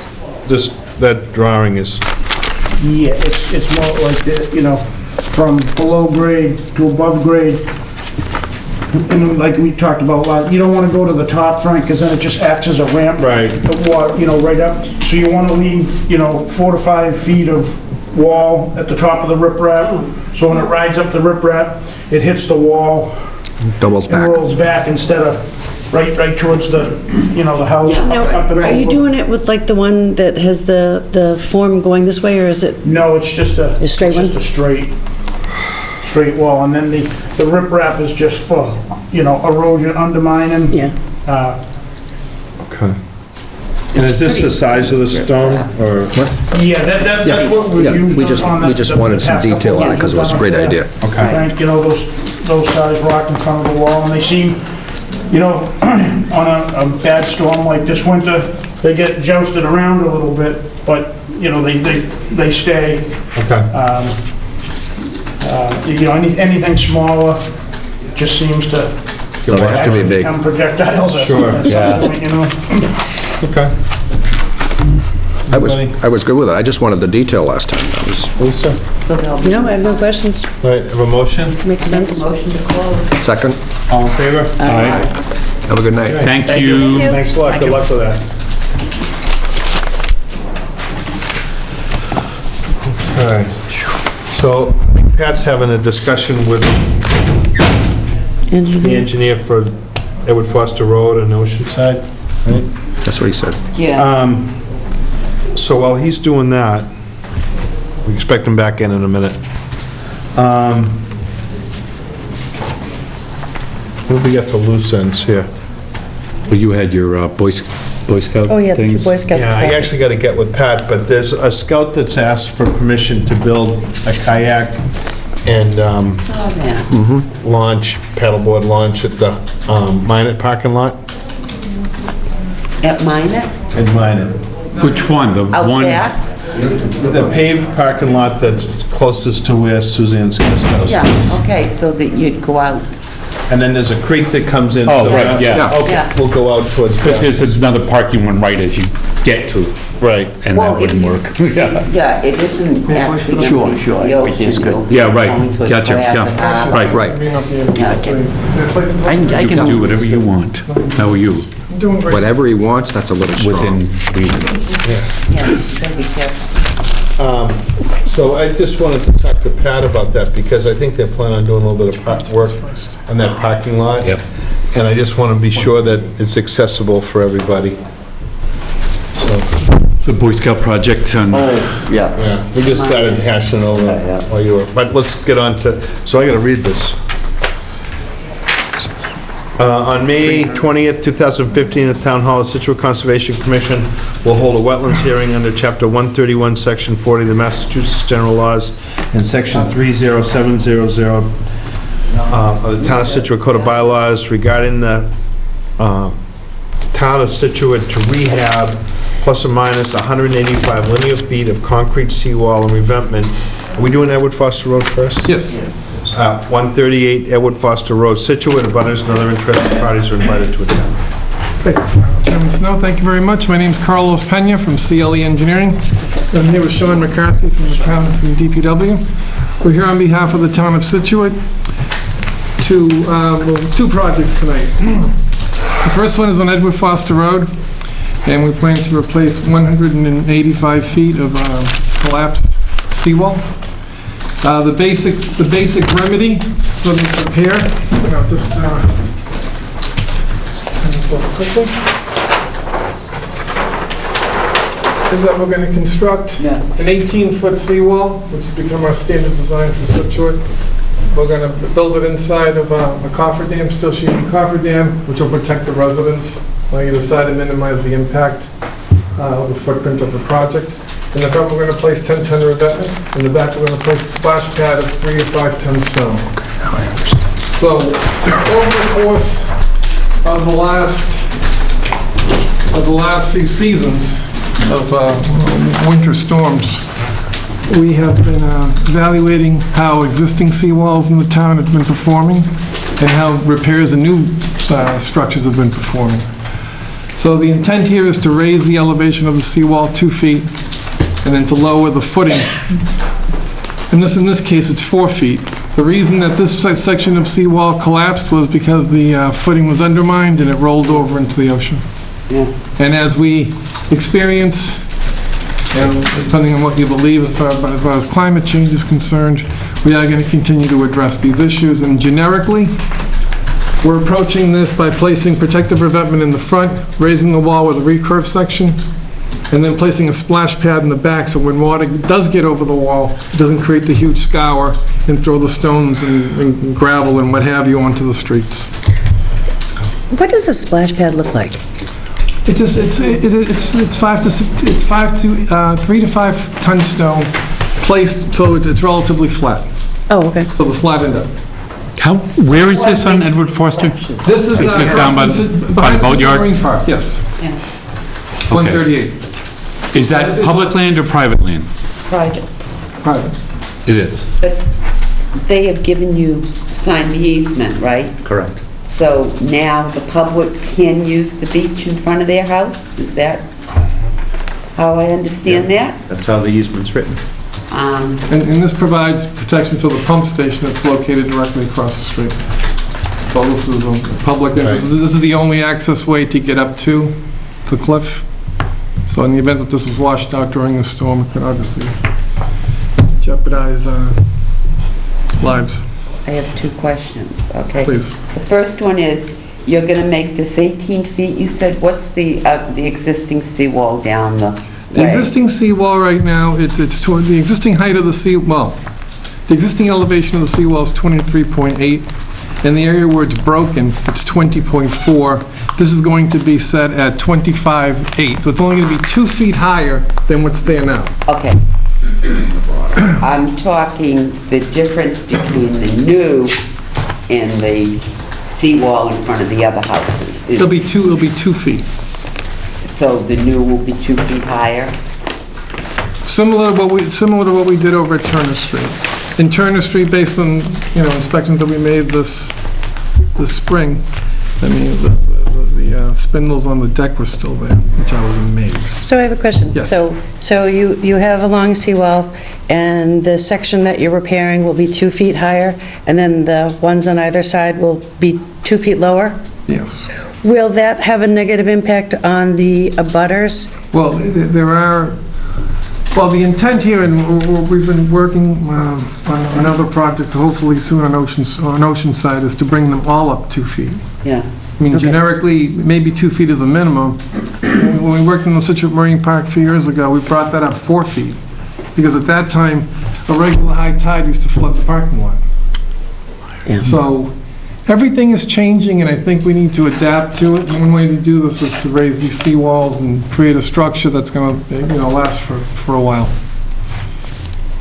So this is something that hopefully we'll keep seeing.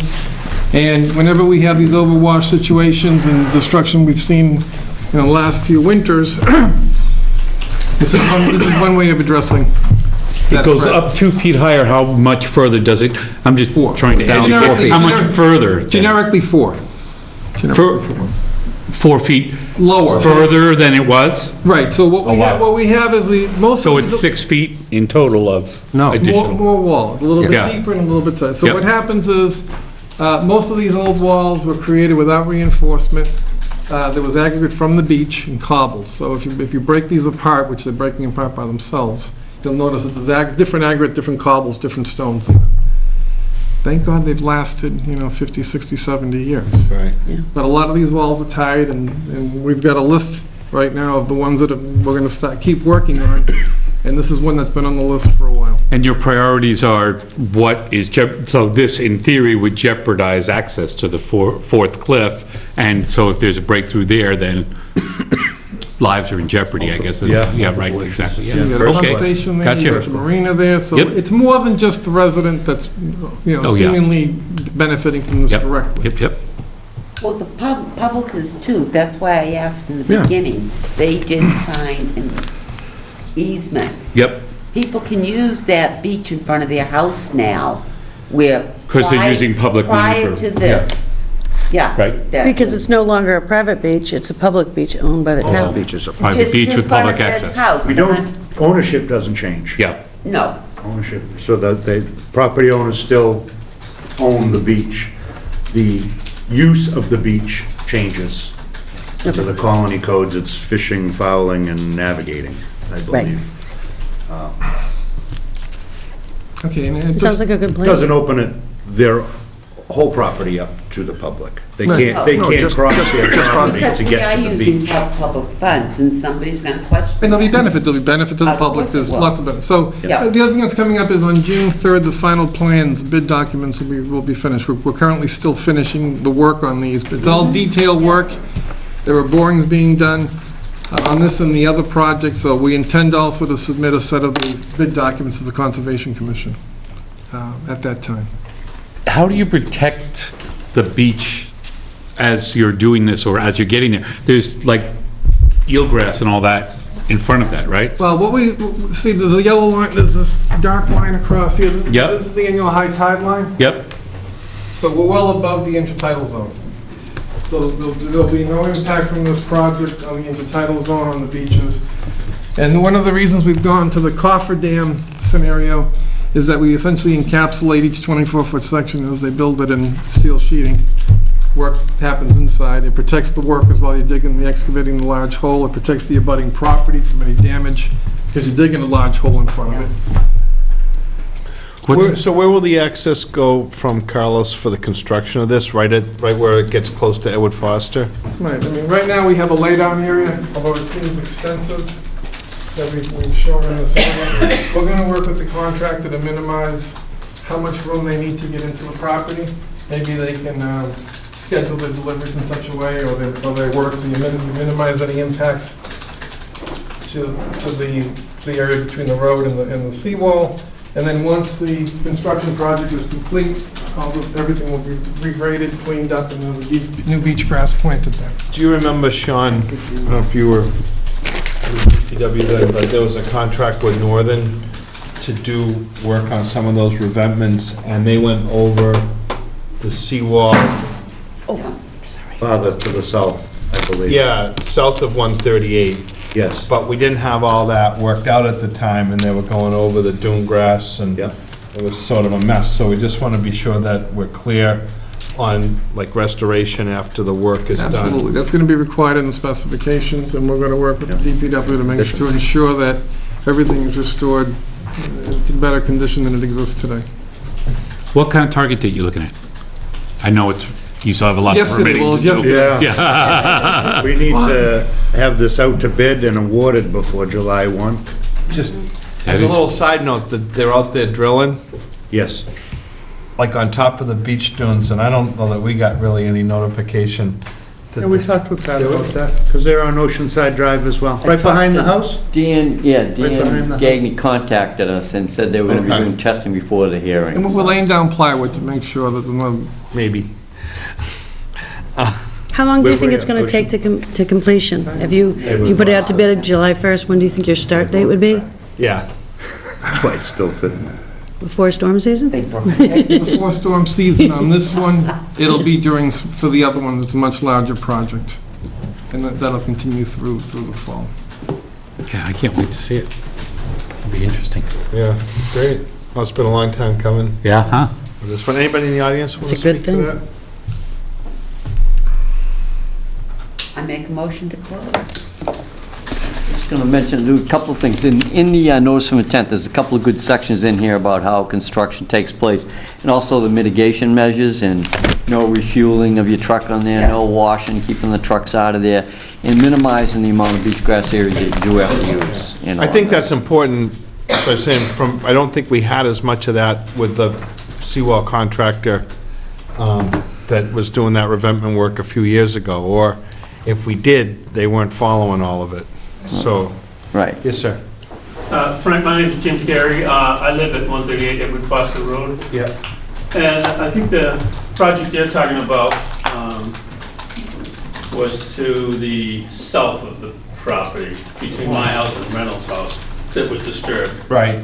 And by the way, that seagrass I planted myself. I know you did. It looks better than everything. It looks great. My problem was that that was not really worked out ahead of time. By the town, right? And the contractor was... And I inherited the mess, you're Right. right. Lucky you. And I fixed it. Yeah, and I... Thank you. So that's why we'd like to make sure that you don't have Right, to... but I think in this case, I think their intention is to work on the other side of the house.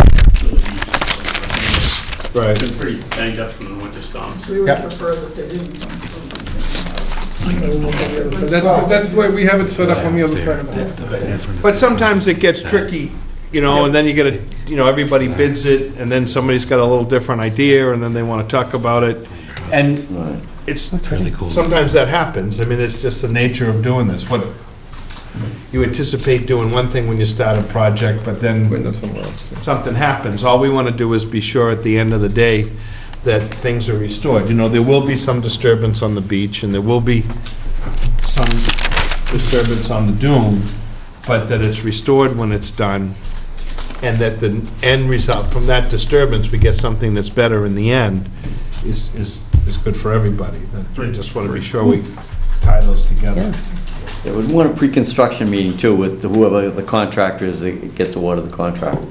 Yeah, well, we'll certainly recommend that with the Conservation Commission, DPW, and ourselves. So we'll have a meeting beforehand and Okay. make sure they abide by the order of conditions. And we appreciate their moving things along, so. We know it takes time. Okay, so we have Make a motion to close. we have a second? Second? All in favor? Aye. Anybody else want to speak to that? Too late. Just based on the timeline they're under, we may want to have the conditions ready for the next meeting. Yeah. Rather than vote, Yep. have the conditions, kind of standard conditions, and plus some of yours in here, so that when we. You could have had it tonight if you wanted to. Yeah. Except you're not voting. In your spare time. Yeah. Does the state have to get into this? Well, they'll issue a number. Yeah. What's that? The state, They've probably Oh, already yeah, issued a yeah, number. they probably have. I haven't checked. Before we start, I'll go over that. On May 20th, 2015, at 7:15 PM, the Town Hall of Scituate Conservation Commission will hold a wetlands hearing under Chapter 131, Section 40 of the Massachusetts General Laws, and Section 30700, Town of Scituate Code of Bylaws regarding the Town of Scituate to rehab 886 linear feet of concrete seawall and revetment at Oceanside Drive, 4th Ave to 6th Ave, Scituate. Abutters and other interested parties are invited to attend.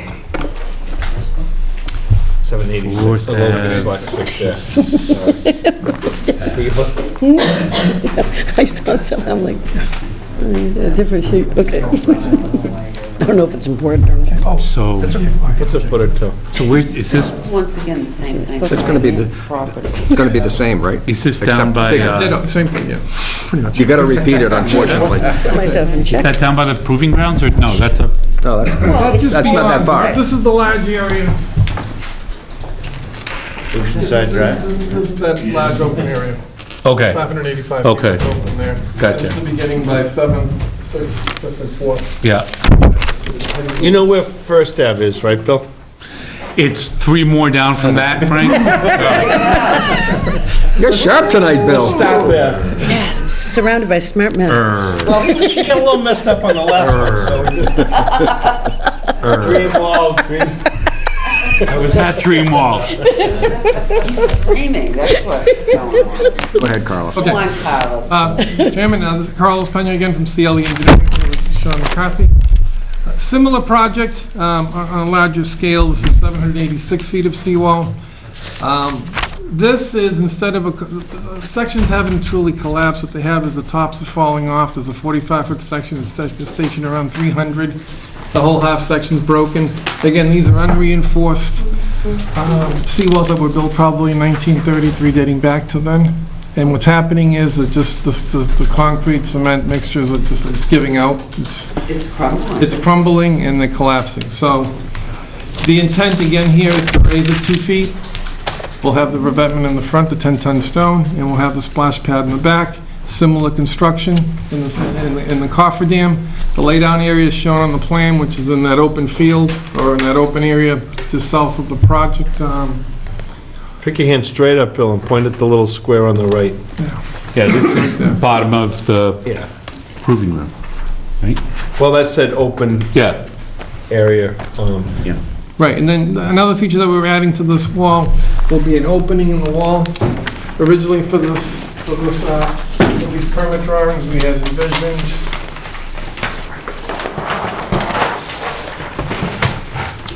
12-foot wide 10-foot deep opening. They're not gonna need something that big. It's only gonna be 10 feet across, and the sill's gonna be set at elevation 16. Does something go in there Right, in the what we're gonna have is winter? 12 by 12 stop logs Yep, that are gonna be placed in there. Gotcha. They're gonna be pinned on top. Where's that going in the wall, Carlos? What location? I think at the end of Fourth, It's at the end of 4th. the town owns the passageway there. Okay. And this replacement is all related to the $4 million or $2 million grant, $2 million right, yeah. loan that we received from the state Thanks, last year. Yeah. So unfortunately. Shout this out to one's Jim done As Campbell. opposed to the, as opposed to the rogue voting for additional seawall money that went on at town meeting? That was separate. Still have to find it. And this project also is, the bid documents will be due on June 3rd. We'll make available, the same exact procedure will happen. We'll submit a set of the bid documents to the Conservation Commission. The bids will be due on June 18th, and the town will award shortly thereafter. This project will probably take most of the summer and into the fall to complete, at the very least. And that is why the protective, the protection allowed by the cofferdams will really help, because it's... Do they have to stage equipment? I'm sure they do. Where do they stage equipment? They'll stage equipment, and we're gonna have to just work that out with the contractor. Yeah. But they have that large area. They have that large area, Well, that's- staging area, and they can work their way across the beach. Right. And that's private. I mean, that's something we'll have to work out with the landowner there. If not, farther up the street, the town does own a vacant piece along the wall as well. Right. And like Carlos said, the access point at the end of Fourth Ave is something I think we should start to see in more walls. One of the hardest problems with fixing these or getting out there for an emergency repair is getting out there. That's gonna be part of the thing anyway. Yeah. You end up a half a mile down the beach, and then you have to track, and there isn't much beach there even at low tide. No. So to get all the way down, do what you gotta do, and get all the way out, so you may see more of these start to show up. It's all rocky. As the walls are repaired. So we can access the beach at some point with equipment. Not really a beach, yeah. Penny? No, I don't have any questions, looks good. Good. I think it's terrific. Good to go. Once again, that's the private beach in front of the house? Yes, easements. If somebody wanted, now, you know what, people sometimes, at least I know when I was a kid and my young kids, we used to like to walk on top of the seawalls. We're replacing these seawalls, the town, that would, not going in the people's yard, but it is permitted for us to walk on top of those seawalls, yes. Good question. Well, since it's public funds. You're welcome on my seawall. I'm sure. You're a nice man. Stage in all of my yard, I don't care. Penny, you can come and walk on my seawall, too. No, but. Walk on mine. I don't have one, sorry. I mean, the town has an easement to repair and replace it from now on and in the future. And that includes 10 feet back from the wall. So the splash pad will be covered into that easement. Yeah. Exactly. Okay. Do you see the splash pad, or is it covered by sand, or is it? No, it's just the flat stone? set stone. So Flat set stone. we did that for a person one time. We repaired an area, and then we thought we were gonna build them a nice splash pad, but we didn't use big enough stones. And all the stones just wound up all over the... Leave it to the professionals, folks. 5 tons, Greg. Otherwise, they're just more projectiles. Right, so we're specifying 3 to 5 ton behind and 10 ton in the front, which seems to be the right number for Scituate. Carlos, how did you say the equipment got in there? Where is it to get around to the front? Is it an opening at the end of the wall that you're gonna be working on? But we're gonna be creating, we're Creating. Create Yeah, one, we're okay. creating an opening, that's gonna be used for construction. There used to be one there historically. Isn't there an opening there now? Oh, okay. It's broken. It's a broken opening. Yeah, that's, well, there's one at the bottom of like Marion Road, I think. And now it's broken, but the... It's all filtered in. So do we have them? Good. Anybody else? Anybody in the audience want to speak to that? We're just, You should state your name and address. Greg Eaton, Oceanside Drive, 110. I'm where the 52-foot seawall is missing, so I'm real happy about this. And I think the neighbors basically share my enthusiasm and we're really happy, feel free to, park your trucks in my yard. It's the third person that's been happy with us tonight. It's the third person that said nice things. Tonight. Wow. They've been, Sean and Kevin have been excellent to work with. Okay, do we have a motion? Okay, Make a motion to close. Second. all in favor? Aye. Thank you, gentlemen. Thank you very much. Next time, all right, Carlos, good to see you. See you, John. Thank you very much. Thank you very Carlos. much. It's a start. I'm not going to bring up the sequels on Humrock, okay? Is it cold? They're long, we have very long ones. Actually, they're not in terrible shape, Yeah, they're just I'm not well, slowly yeah. breaking. Thanks, Sean. You guys were having a little bit of discussion about Stanton Lane before we got here? Is that Oh, yeah, it was just that Rebecca had gone out there and we already covered it, but, yeah. We hung around anyway. But what was the outcome, and I'm sorry to Yeah, ask you to repeat it. We had talked to Louise and a couple of people about putting the cobble in core bags or gabion bags, and Rebecca discourages that. She says, no, if you're gonna put it out there, just put the cobble and sand on the beach. At that, I had left one meeting and came in here while you guys were talking about that before you went out to the site, Oh, but I yeah, couldn't yeah. go with you. That's right. And Bill was at Dreamworld, so he missed it. So, but, so it was discouraged, but she talked about a lot of material needed on a beach that, gets hit like that. So the town was able, I should have kept Sean here for a couple more minutes. So the town got a grant, beach nourishment, north of Stanton Lane. And they've, North of Musquashkett, yeah. right, and they've added material to that area. But they've only studied the private area along Surfside. They haven't sought material to put there. The material's gonna go mine it up to Well Rock, so Well Rock down to the end of No, Mine Public. but last winter. Yeah, they put part of the Last winter, they put a lot of cobble. Yep. Oh, on Musquashkett? They got river stone, Right. I think, yeah. So That is it it breached. feasible to consider doing that from going south? That was asked, but the Musquashkett is publicly owned. The guy turned it over to the town. I see. So they were able to do it there, buy it and put it there. And then we talked about Stanton, and you could buy it at the rate that they bought it, but there was no discount, and it was expensive, so. Right. But, It was very expensive. yeah, I was shocked. it was, but, I mean, we're looking for grants. Nancy's got a couple of applications in, and, if we get it and get it out onto the beach, it would be great. Right. Okay. And how about stone that overwashes there? Stone that winds up in the, sort of, as they explained to us with Humrock and in other places, if it washes onto the marsh, they really don't want it brought back. Right, right. But stone that winds up washing onto Stanton Road, is there any way that they can take that material and at least put that back in front of the houses? Yeah, that's been asked. And what happened, Rebecca was out there and said that it's really creating the back support of the whole berm, so not to do that. But what we've allowed is like, it's uneven on the top, so if you wanted to level it, so you get your car and you can take that material and put it down. So there's some material, but not enough to really give the beach a lot. I mean, we used to maintain a number of those houses and Right. part of that road. Yeah. And I had actually, for the former owner of your house, had gotten, I think Stan Humphreys had done a notice of intent to maintain that road. And it was determined, they didn't want to keep digging that out, and they felt that that was compromising that cobbled beach by continuing to dig out Stanton Road, Stanton Lane, and the end of Man Hill.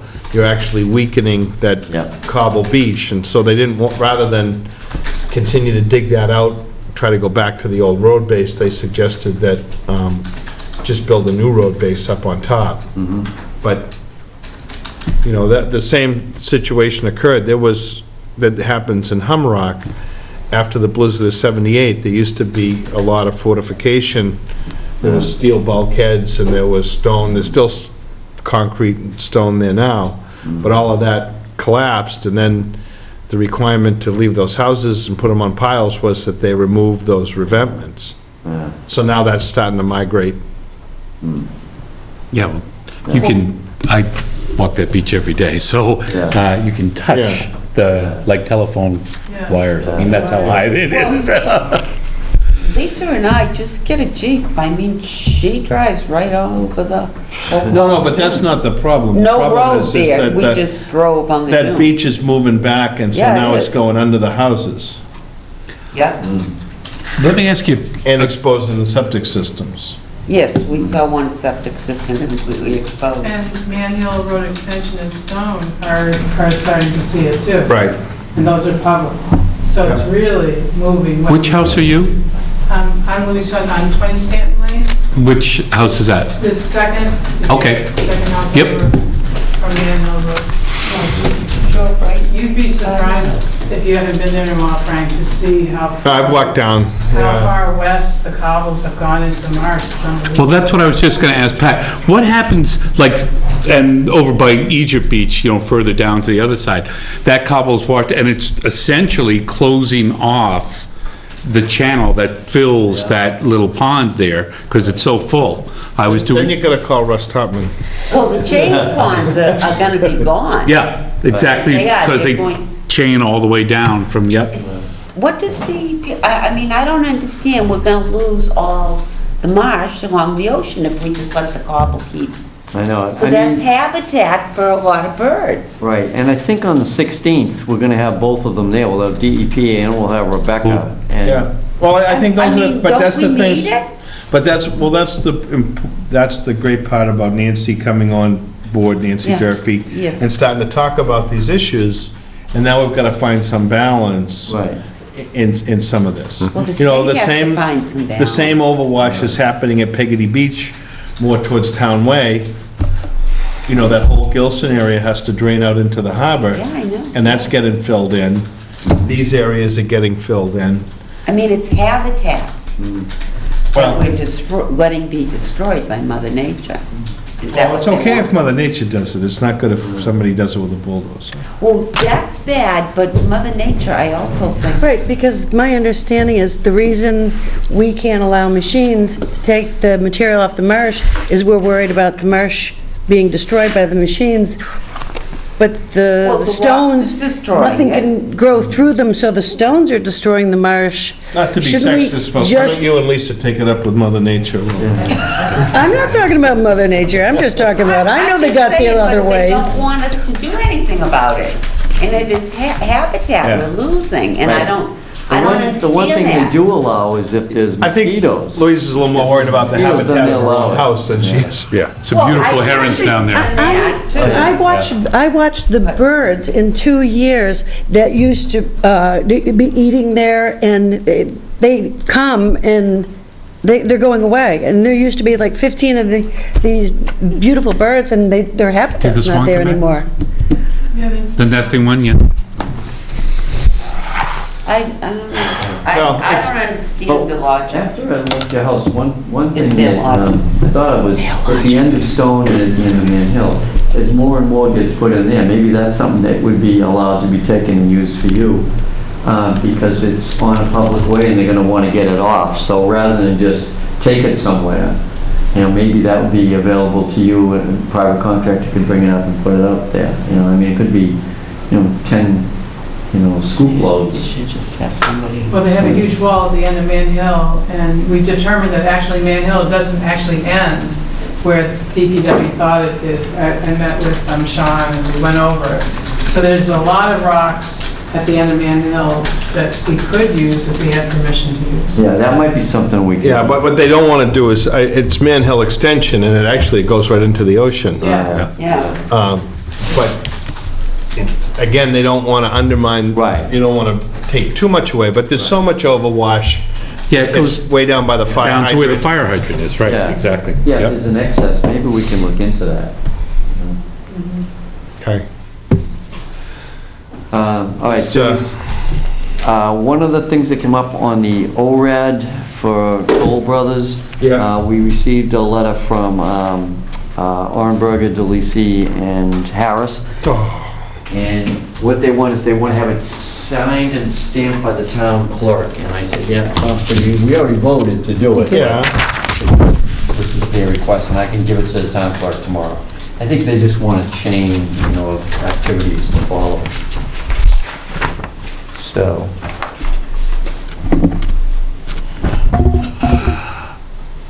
So,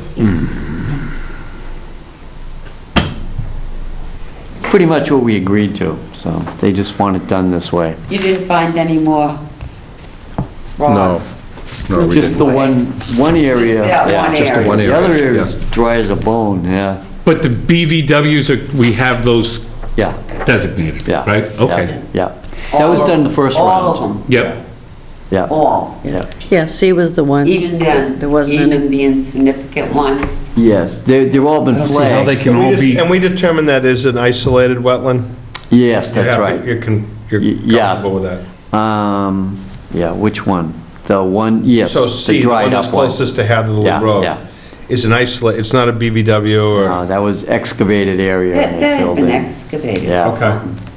I just don't see how You guys all, okay with us? Yeah, Yes. how can all of the vegetative, the BVWs be in one area? I guess They're not. No, they're all over it the says, place. well, All we were talking about was there were two areas in discussion. One was that were being questioned. area. oh, the ones that we walked through that day. Yes, Right, yeah, okay. yeah. So this isn't saying this is the only place. No, that- these are the only ones A that were... lot more. Yeah, we have like a full ORAD that Yep. has the other one all We spelled out. questioned last fall, when Pat and I went out there, we were there with Tom Liddy, we looked at Area C, and we questioned whether that had the potential to be a Yep, vernal I pool. remember, yep.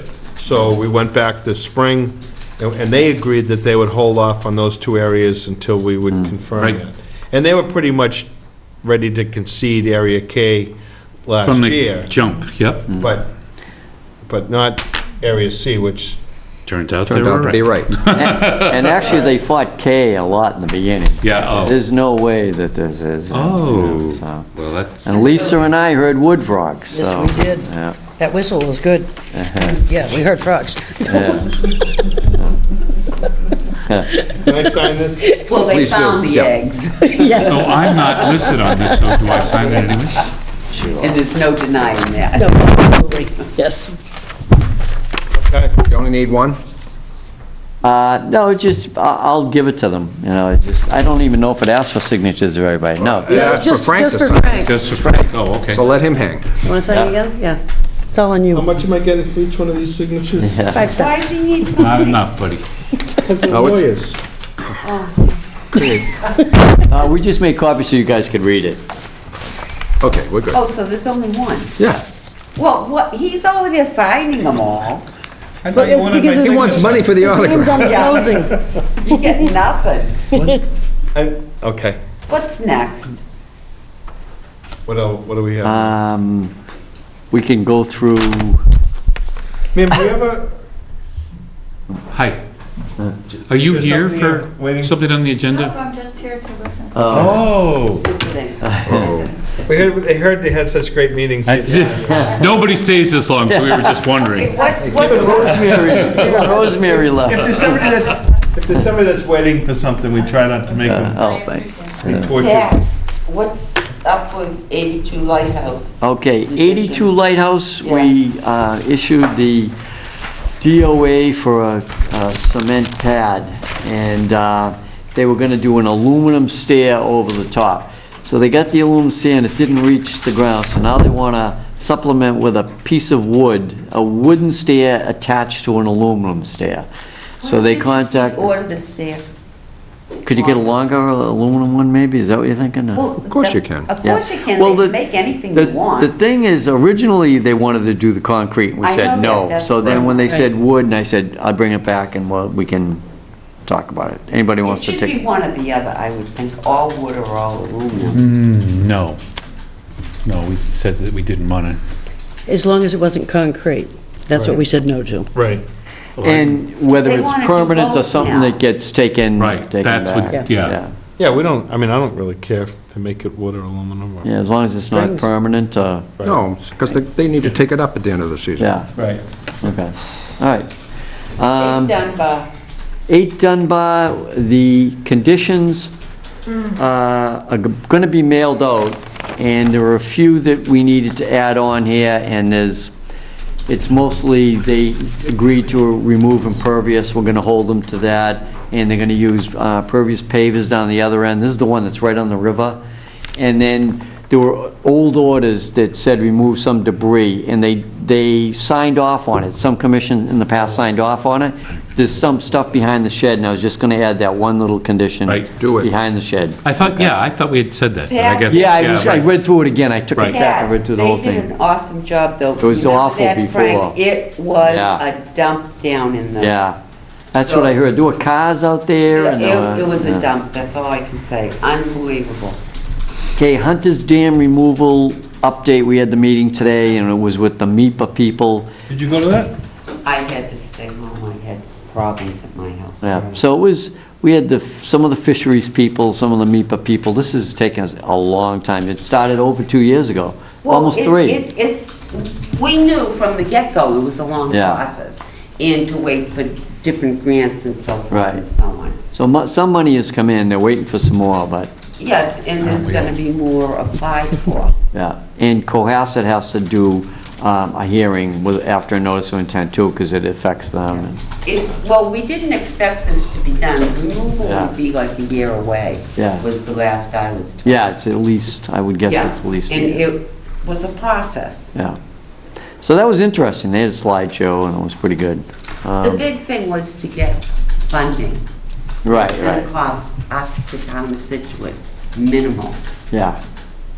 the big scope of the hundreds And of then before the thousands. historical commission committee, I don't know, there's 2 different historical groups in the town. Yeah. The Historic Commission and the Historical Society. Okay. Well, they kind of, did they come up with something? No? Yeah, they were gonna run one more thing by them. It was because of the Lincoln connection with the Well, little we tried, building. but they just keep dropping it and saying, Ah.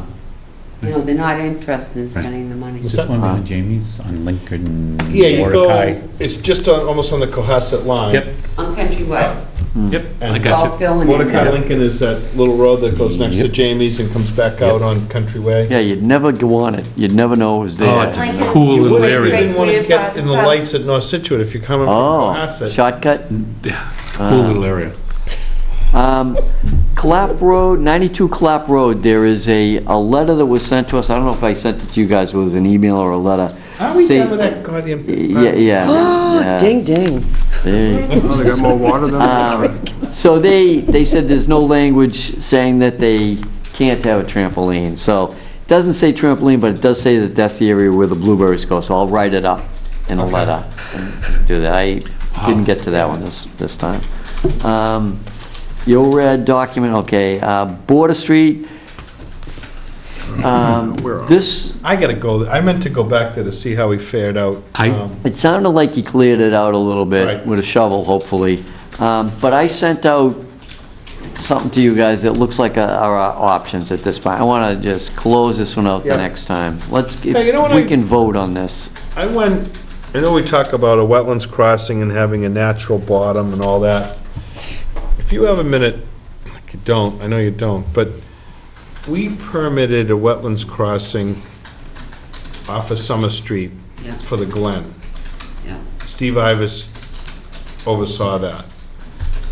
And it was an area, maybe a little drier than this, but, I know where it is, yeah. Right. There's a couple of different and spots, yeah. there's actually 3 concrete pipes that make up that crossing. There's no bottomless culvert or anything like that. I mean, it almost looks exactly like what, It's out there now. At Yeah. Fourth Street, you're right. with the, he's got PVC pipe and they had concrete pipe, but Yeah. it's not, I know we've seen them from the, the model ones that have come Yeah. from DEP and showing, there's one out in the hallway here. Yeah, stream crossing standards, yeah. Right. Yeah. So I just, I just think, Yeah, we really can't even, this isn't on the agenda, it's Yeah. just an update, so. right, well, but, Yeah, we got to get it, yeah, next, I would bring up everything at the next meeting, so we'll get them Alright. all here on the 3rd. I'm going We to try should- to, I'm going to try to go back there and just take a peek. Yeah, Yeah. we should give them a time too. I'll pick a, Is What do you anybody got, what do we got doing- on there for the, what, the 3rd? the 3rd, yeah. What do we got on, right now, only 2 things at 6:30, Yeah. so 6:45. Water Street. Are the neighbors, You know, do it before, do it at, 6:35. The thing is, if, once a vote is taken, then 6:20. people have a choice of Yeah. appealing or whatever. It gets back into, right. you know, the system, I guess. well, Candlewood, I'm gonna try to get on the agenda for next time too. Why?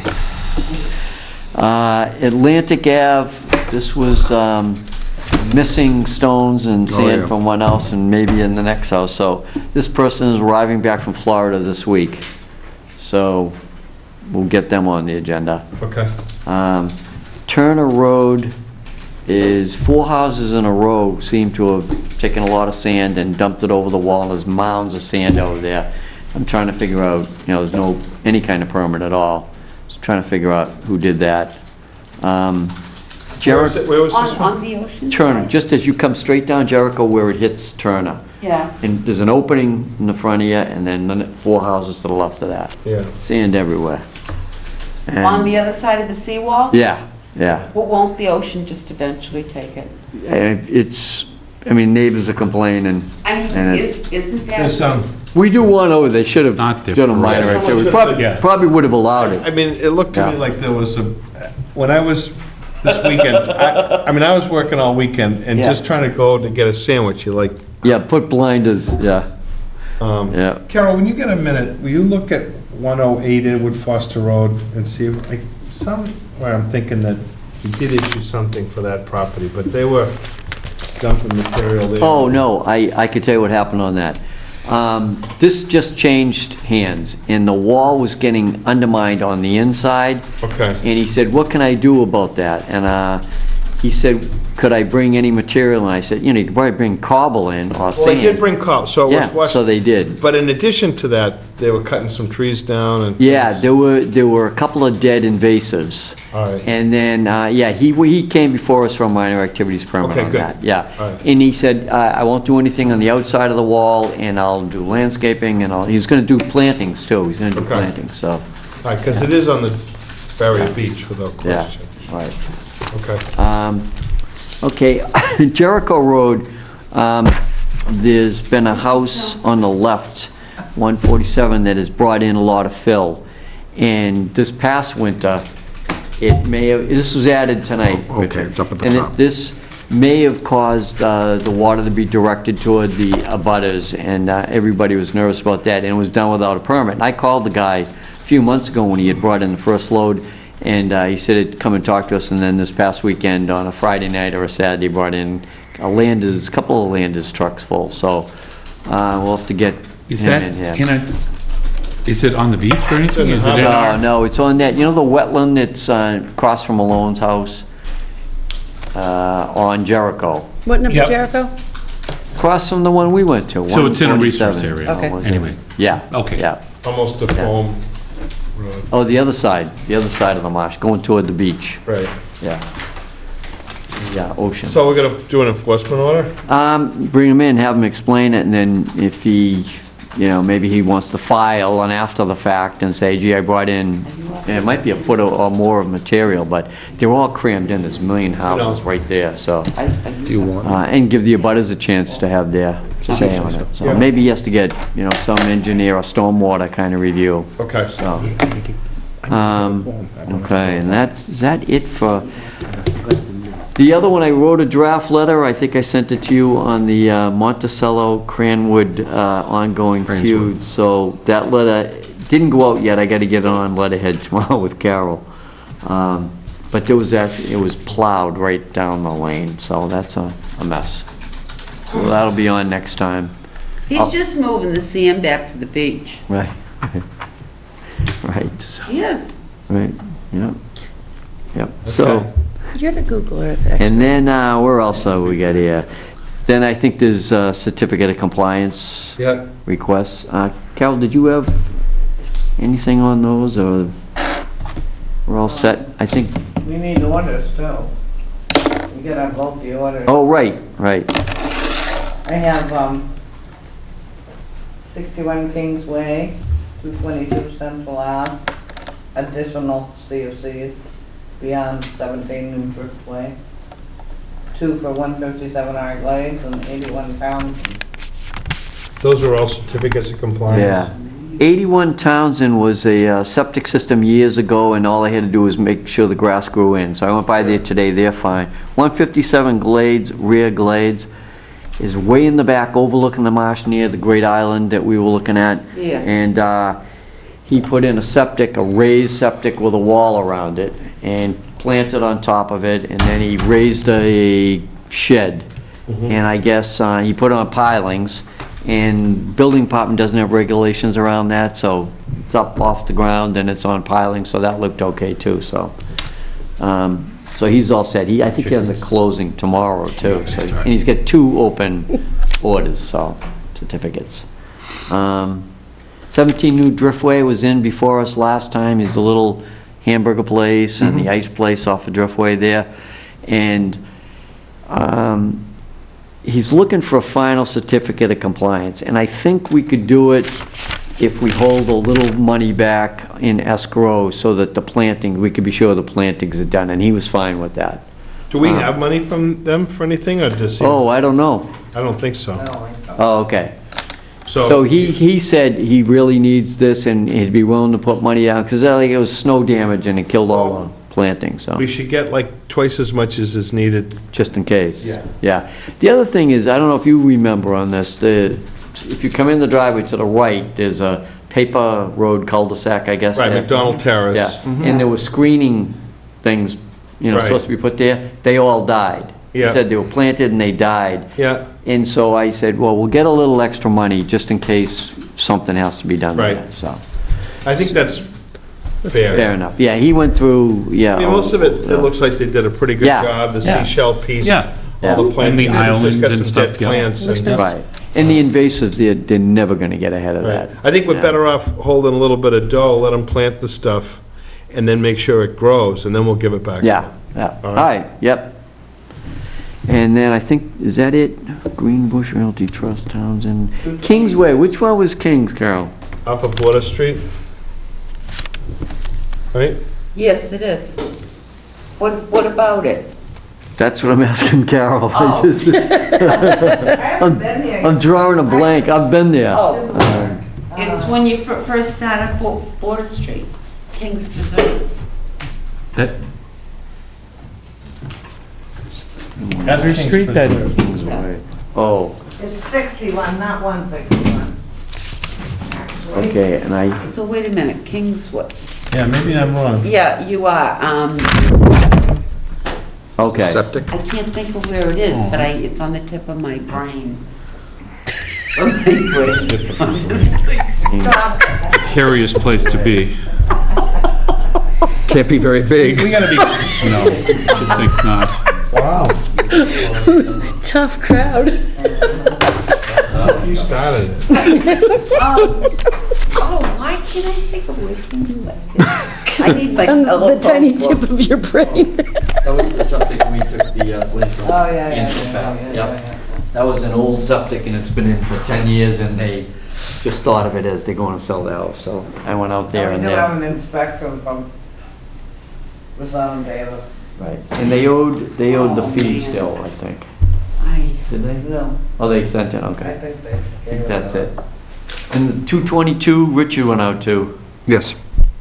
Yeah, it Islands looked- are there. Yes, 222. Central Ave, Oh, Central Ave. yes. And that looked fine.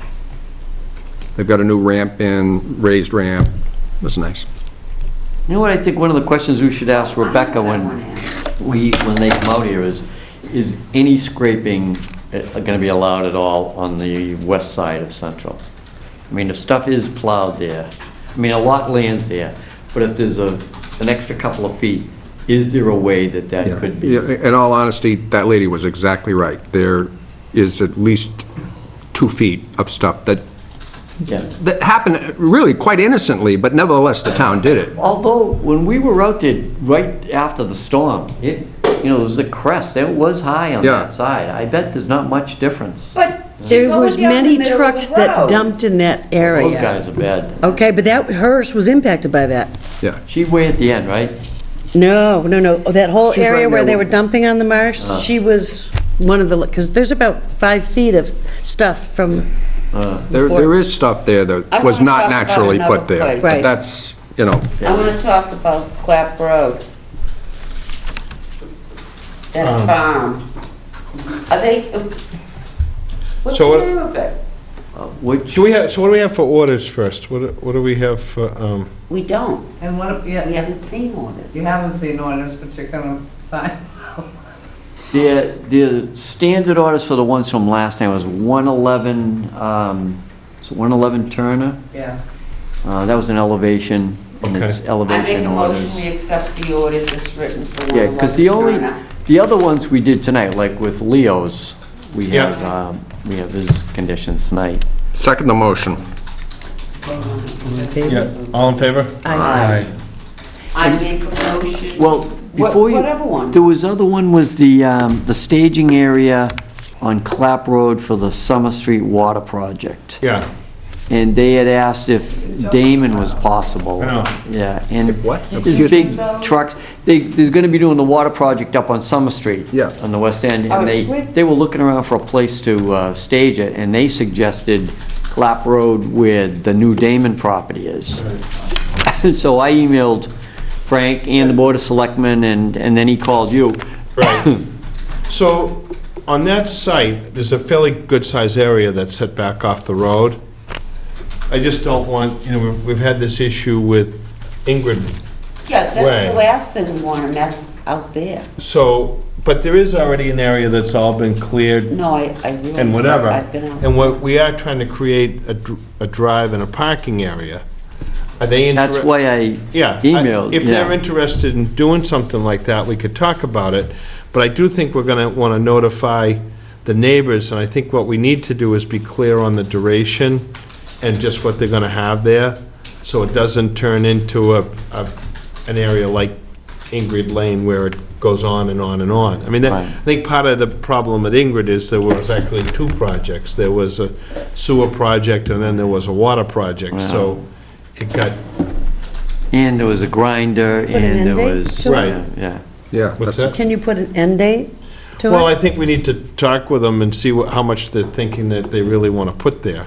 Because there's already, the guys that are doing the water project have some stuff at the Sunoco station on 3A. They've already got that site, Oh, yeah, I mean, it is tough. We got, I right. forget how many millions of dollars worth of water line work going on in Scituate, and they need some place to put that equipment. Does the Sunoco site have any more room that these guys could use that too?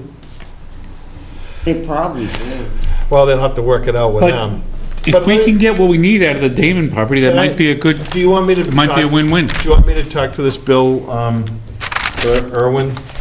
Yeah, I And- mean, and see how what- would you want to, would you want to have a meeting, a public meeting, post it and have abutters come in too, or not? Or how would you? I think we could just, there's probably only 3 people that's really going to impact. We could talk to them, 3 or 4. Set the hours of operation too, clearly. I think maybe actually it should be between this guy from CJD or whatever, CJP, and the DPW, because they're the ones that are hiring. Yeah, they walk right into it. They say, you're on your own, go work out a deal. Okay. And I didn't know, like, the Board of Selectmen get calls on this. That's why I sent it to John too. Okay. Just to let him, but, Well, why don't I see what they want? okay. And then if it seems like it's doable and we can, Right, because we need the water project, and, I mean, we do. Right. We get something from it. yep. Okay. Have them make your parking lot, Frank, is that what you're thinking? Yeah. Yeah. Yeah. They need at least 100 by 100, and in bigger if they could. Just no about the size we wetlands. need for parking. There's no wetlands in that area, but not far. Yeah. That's all right there. Okay. So I'll give him another call. Okay. All right, what else now? That's it. So can you and I get with that Boy Scout and take a look at that parking lot? I know you've been busy and I've been busy. I just got another email from them because they age out, so they have to get going. Yeah. I took some pictures of the kayak access at the Marine Park. Oh, yeah. And I sent that to them. That involves As a a little bit more model. digging. Oh, yeah. And an actual slope. Yeah. But what got a concerns grade. me, I mean, I think you've been out to the parking lot and mined it with me. That thing's a mess. And all that stuff just runs right into the marsh. Yeah. And someday that's gonna get fixed one way or the other. I thought they Yeah. were fixing that parking lot. Well, they never did it. We did an RDA on that parking Yeah, lot, we Yeah, we did. but they never did anything. Yeah. Well, they didn't. I They put the outhouse right out there and it floated away? Yeah, we were. Well, you have a high tide and that Yeah. parking lot floods. It's not a good spot for an outhouse, but, Not on the low end. No, I know. Not at any end. Well, we used to have permanent bathrooms out there when I was a kid, back in the old days. Stagecoach, yeah. And they had, yeah, back in the stagecoach. They had running water. It's closing on 9 o'clock. Yeah, they had I'm trying outhouses to get out of here. running You're the water. one that's- You're the one that's reminiscing. Yeah, when's Carol, he wait. timing out? Hush up. Scout. Carol, what's the other order? I know. What, 46 Atlantic. I 46 know you, Atlantic. Friday's bad. Yeah. Monday's bad. Monday's a holiday. right. It's happened. Do you wanna- Tuesday? Huh? Tuesday? Is that the only other orders? You know what, he sent me an email. Let me just- Or if you, maybe tomorrow or something. 8 Dunbar, Let me just do it. I don't really care, huh? I make a motion, we accept the orders of condition as written for 46 Atlantic. Second. All in favor? Aye. Aye. I make a motion, we accept the orders for 8 Dunbar as written. Second. All in favor? Aye. Aye. I think Leo had a good experience. He'll be back, I think. You know, Leo. Yeah. So those are done. I want to talk about Clap Road. First time What's going on in those? ever coming in here. 1 second, though. 20 years of doing work out That one on? Better late than never. Oh, Clap? are you gonna be anywhere near Are we gonna continue? anywhere near Minot tomorrow at all? Have you got any visits that are going in that direction? Let me know if Yes, you are. as Yeah, a I matter of could- fact. I could do it. I know one that you gotta go. oh, we do have something tomorrow. Yep. Where are you going tomorrow? You're not telling. Which one? Oh. Yeah, I was gonna go there Tuesday, but I better go there tomorrow. Yeah, and then, That's Montvale. I have one on Eisenhower tomorrow, one on Montvale, yeah. Earlier the better. All right, what time do you want me to give you a call? I'm working in a place where there's almost no cell phone service, so Oh, okay. I'll call you. All right. What time do you want me to, Yeah, call me anytime after 9. all right. I can call me before that, That's it just won't early. be. Ha, ha. Call him at 7. What's up with 92 Clap Road? You already told us. No, he didn't. No, he He said didn't. that blueberries, the things where the blueberries should go, and he's gonna talk to them Oh, about it. Yeah, I'm gonna Are we write, continuing it or what? oh, What are we doing? yeah, let's continue it, and this may turn into a different type of hearing Okay, shortly. Shall I continue it to June 3rd? Yeah. I make a motion that we continue 92 Clap Road, whatever the name, how, to June 3rd at 6:35. No time. Yeah, that's an RDA, no time, sorry. Second. All in favor? Aye. Okay.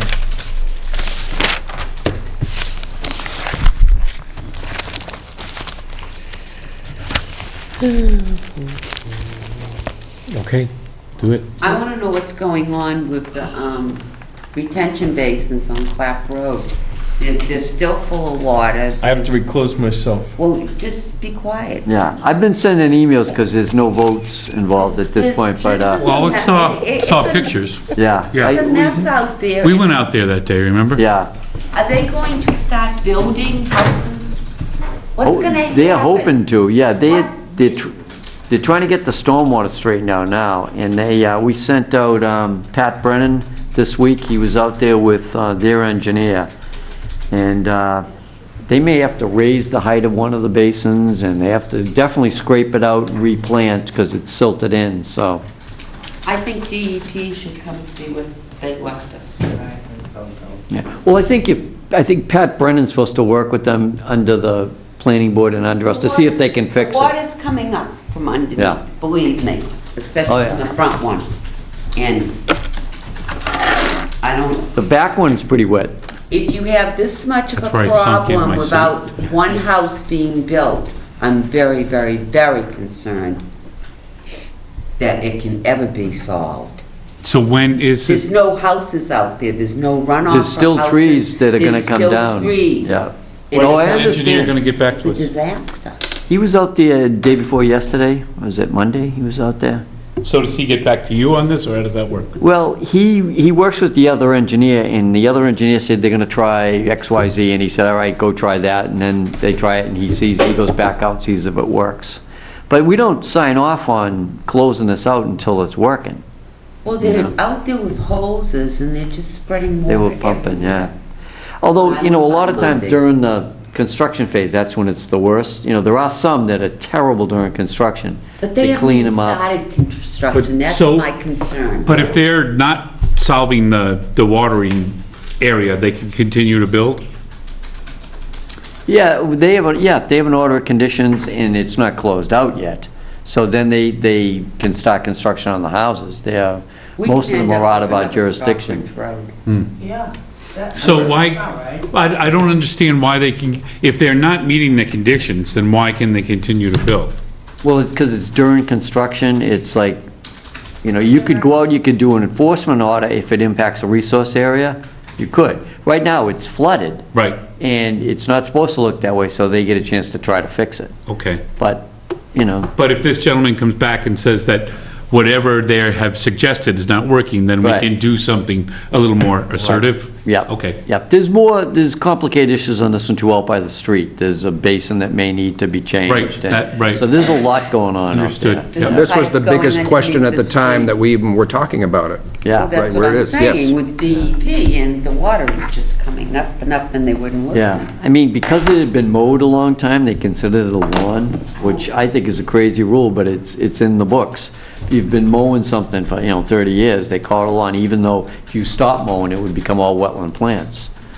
So, That was like that. and then it didn't trigger isolated land subject to flooding because it wasn't big enough, and, so, but it's not a great soil area at all, so.